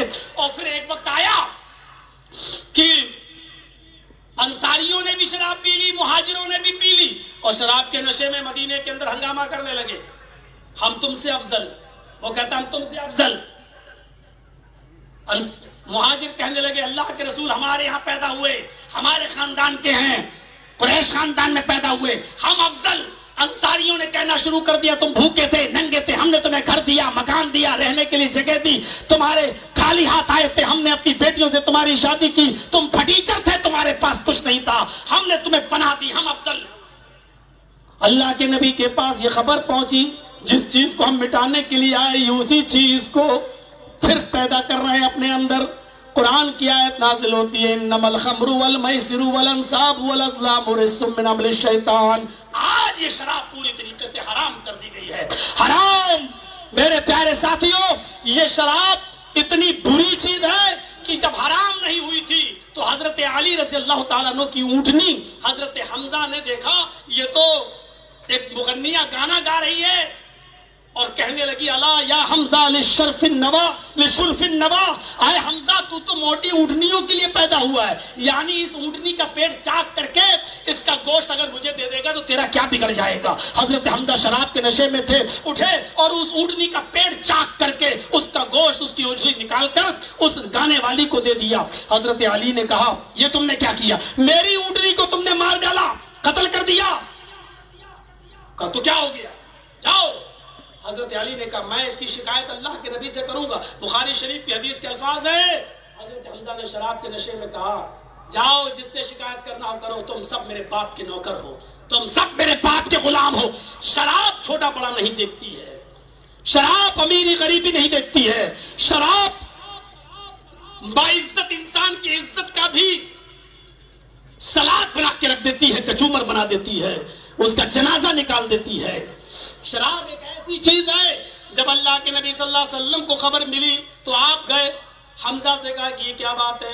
حمزہ نے کہا جاؤ جاؤ تم سب میرے باپ کے نوکر ہو۔ اللہ کے نبی نے بحث کرنا مناسب نہیں سمجھا، فرمایا ہے علی یہ ابھی نشے میں اس وقت مناسب نہیں ان سے بات کرنا، جب نشہ اتر جائے گا تب بات کریں گے۔ اللہ کے نبی نے حکمت سے کام لیا اور واپس چلے آئے، یعنی اللہ کے رسول کو بھی الٹا سیدھا بولنے لگے حضرت حمزہ، صرف اس لیے کہ انہوں نے شراب پی لی تھی۔ آج بھی بہت سے نوجوان شراب پی کر آتے ہیں تو گھر میں اپنی بہن کو کیسی گالیاں دیتے ہیں، اپنی ماں کو کیسی گالیاں دیتے ہیں۔ ذرا تصور کرو کہ ماں جس نے تمہیں جنا ہے، جس نے تمہیں پیدا کیا ہے، جس کی ناراضگی باعث جہنم ہو، میرے بھائیو آج تم اسی کے جس کے پیٹ سے پیدا ہوئے ہو اور آج تم اسی کو گالی دو۔ جب یہ شراب حرام نہیں ہوئی تھی تو ایک صحابی نے بھی یہ شراب پی رکھی تھی اور شراب کے جوش میں ایسے مست ہو گئے کہ شراب کے جوش میں وہ بجائے اپنی بیوی کا ہاتھ پکڑنے کے انہوں نے اپنی بیٹی کا ہاتھ پکڑ لیا۔ مسند احمد کی روایت، انہوں نے اپنی بیٹی کا ہاتھ پکڑ کے کھینچنا شروع کر دیا، اور جیسے وہ اپنی بیٹی کا ہاتھ کھینچ کر کمرے میں لے جانے لگے، ماں بیوی نے دیکھ لیا، بیوی آئی اور اپنی بیٹی کا ہاتھ چھڑاتی ہے، ان کو دھکا دیتی ہے اور کمرے میں بند کرتی ہے اور اپنی بیٹی کو ان کے چنگل سے چھڑاتی ہے۔ یہ جب نشہ اترتا ہے تو دروازہ کھٹکھٹایا اور اپنی بیوی کو جب دروازہ کھولا گیا تو جوتے سے مارنے لگے۔ جب مار کے تھک گئے تو بیوی نے کہا اگر تھکے نہ ہو تو میں اپنی چپل دے دوں اور پیٹنا تو پیٹو، تو فوراً اپنی بیوی کو گلے سے لگایا اور کہا کہ تم نے مجھے بند کیوں کر دیا تھا؟ کہا اس لیے بند کیا تھا کہ تم نے آج شراب پی رکھی تھی۔ کہا وہ تو میں روز پیتا ہوں، آج زیادہ ہی پی رکھی تھی، کبھی کم کبھی زیادہ تو ہو ہی جاتا ہے۔ کہا نہیں، آج آپ نے اتنی پی لی تھی کہ بیوی اور بیٹی میں فرق نہیں کر سکے۔ کہا کیا ہوا؟ کہا تم نے اپنی بیٹی کا ہاتھ پکڑ لیا اور کھینچ کر کمرے میں لے جانے لگے، اگر وقت پہ میں نہ آتی تو میری بیٹی کی عزت تار تار ہو جاتی۔ بس اے اللہ، یہ کیا سن رہا ہوں میں اپنی بیوی کے منہ سے؟ یہ زمین پھٹ جائے اور میں اس کے اندر سما جاؤں، میں اپنی بیٹی کے سامنے کون سا چہرہ لے کر آؤں؟ پھر اپنے آپ کو سنبھالا اور کہا اللہ گواہ رہنا، آج کے بعد میں شراب کو ہاتھ نہیں لگاؤں گا۔ نوجوانوں، جب شراب حرام نہیں ہوئی تھی تو اس کا نقصان دیکھ کر لوگ اس سے توبہ کر لیا کرتے تھے۔ جب تمہارے نبی نے اس کی حرمت کا اعلان کر دیا تو ہمیں اور آپ کو سوچنا چاہیے کہ پھر ہمیں کیسے چھوڑنا چاہیے۔ یاد رکھیے اللہ کے نبی نے فرمایا حدیث سے کہ ایک زمانہ میری امت پر ایسا آ جائے گا کہ بنی اسرائیل میں اور میری امت میں کوئی فرق نہیں رہے گا، حسب النال بالنال، دونوں جوتے برابر ہوتے ہیں. بنی اسرائیل اور میری امت بھی برابر ہے، ایسے ہی چلے گی.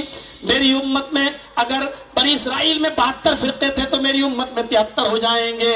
فرمایا اگر میری امت کے، اگر بنی اسرائیل میں کسی نے اپنی ماں کے ساتھ اعلانیہ زنا کیا ہوگا، اگر بنی اسرائیل میں کسی نے اپنی ماں کے ساتھ اعلانیہ زنا کیا ہوگا تو میری امت پر بھی قیامت اس وقت تک نہیں آئے گی جب تک کہ وہ اپنے ماں کے ساتھ، اپنی بہن بیٹیوں کے ساتھ وہ اعلانیہ زنا نہیں کرے گا. اللہ کے نبی نے کہا میری امت پر بھی ایسا زمانہ آئے گا، اور میں جانتا ہوں کہ اس امت محمدیہ پر اگر یہ زمانہ آیا، اگر اس نے اپنی ماں بہن بیٹی کی عزت کو تار تار کیا تو یہ یہاں تک پہنچانے والی چیز ہوگی شراب، یہاں تک پہنچانے والی چیز ہوگی چرس، یہاں تک پہنچانے والی چیز ہوگی گانجا، یہاں تک پہنچانے والی چیز ہوگی افیم، یہاں تک پہنچانے والی چیز ہوگی ہیروئن. ان چیزوں کا استعمال ہی ایک دن ہمیں اپنے ماں بہن بیٹیوں کی عزت کو اپنے ہاتھوں سے نوچنے پر مجبور کرے گا. اگر ہم چاہتے ہیں کہ ہمارے ہاتھوں سے ہماری ماں بہن بیٹیوں کی عزت بچی رہے تو ان نشہ آور چیزوں کا بائیکاٹ کرنا ہوگا، پینے والوں کا بھی بائیکاٹ کرنا ہوگا. آپ کے معاشرے میں اور سماج میں محلے میں کوئی پی رہا ہے تو اس کے ساتھ رہن سہن، کھانا پینا، شادی بیاہ، موت غمی، ایسا سوشل بائیکاٹ اس کا بھی کرنا ہوگا. اگر آپ اس کے لیے تیار نہیں ہے تو بند کریے یہ ڈرامہ، بند کریے اصلاح معاشرے کے نام پر کانفرنسیں کرانا، کیجئے یہ اجلاس کرانا. اگر آپ اپنے معاشرے اور سماج کے اندر شرابیوں پر قدغن نہیں لگا سکتے ہیں، شرابیوں پر بین نہیں لگا سکتے ہیں، جہیز مانگنے والوں کا بائیکاٹ نہیں کر سکتے ہیں تو اصلاح معاشرے پر کانفرنس کرانے کا ڈرامہ بند کریے، نوٹنکی بند کریے، یہ رسم اور رواج بند کیجئے. میں نے 2 گھنٹے کا ٹائم آپ کا پورا کر دیا ہے جبکہ میں 1.5 گھنٹہ یا 1 گھنٹے سے زیادہ بولنے کے موڈ میں نہیں تھا. اب ہم اللہ سے دعا کرتے ہیں کہ اصلاح معاشرہ پر بولی ہوئی یہ باتیں جو ہم نے آج آپ کے سامنے بولی ہیں، ہمیں اللہ رب العالمین اس بات کی توفیق دے کہ بار الہ ہم معاشرے میں اپنی بھی اصلاح کریں اور ہم سب کو مل کر اپنی اصلاح کرنے کی توفیق عطا فرما. شراب نوشی سے ہمارے معاشرے کو بچا لے، جوا سے ہمارے معاشرے کو بچا لے. ہمیں اپنے ماں باپ کی خدمت کرنے کی توفیق عطا فرما، ہمیں اپنے ماں کی فرما برداری کرنے کی توفیق عطا فرما، والدین کے ساتھ حسن سلوک کی توفیق عطا فرما، اپنے بچوں کی تربیت کرنے کی توفیق عطا فرما. الہ العالمین ہم بھائی بھائی بن کر رہنے کی ہمیں توفیق عطا فرما، ہمیں اپنے پڑوسیوں کے ساتھ اچھا سلوک کرنے کی توفیق عطا فرما. غیبت، چغلی، حسد، کینہ، بغض، اناد اور آپس میں ایک دوسرے کی دشمنی سے ہمیں نجات عطا فرما. بار الہ جب تک ہم زندہ رہیں اسلام پہ زندہ رکھنا، اور جب ہمارا خاتمہ ہو تو ایمان پر ہمارا خاتمہ فرمانا. وما علینا الا البلاغ المبین وآخر دعوانا ان الحمد للہ رب العالمین. السلام علیکم ورحمۃ اللہ وبرکاتہ.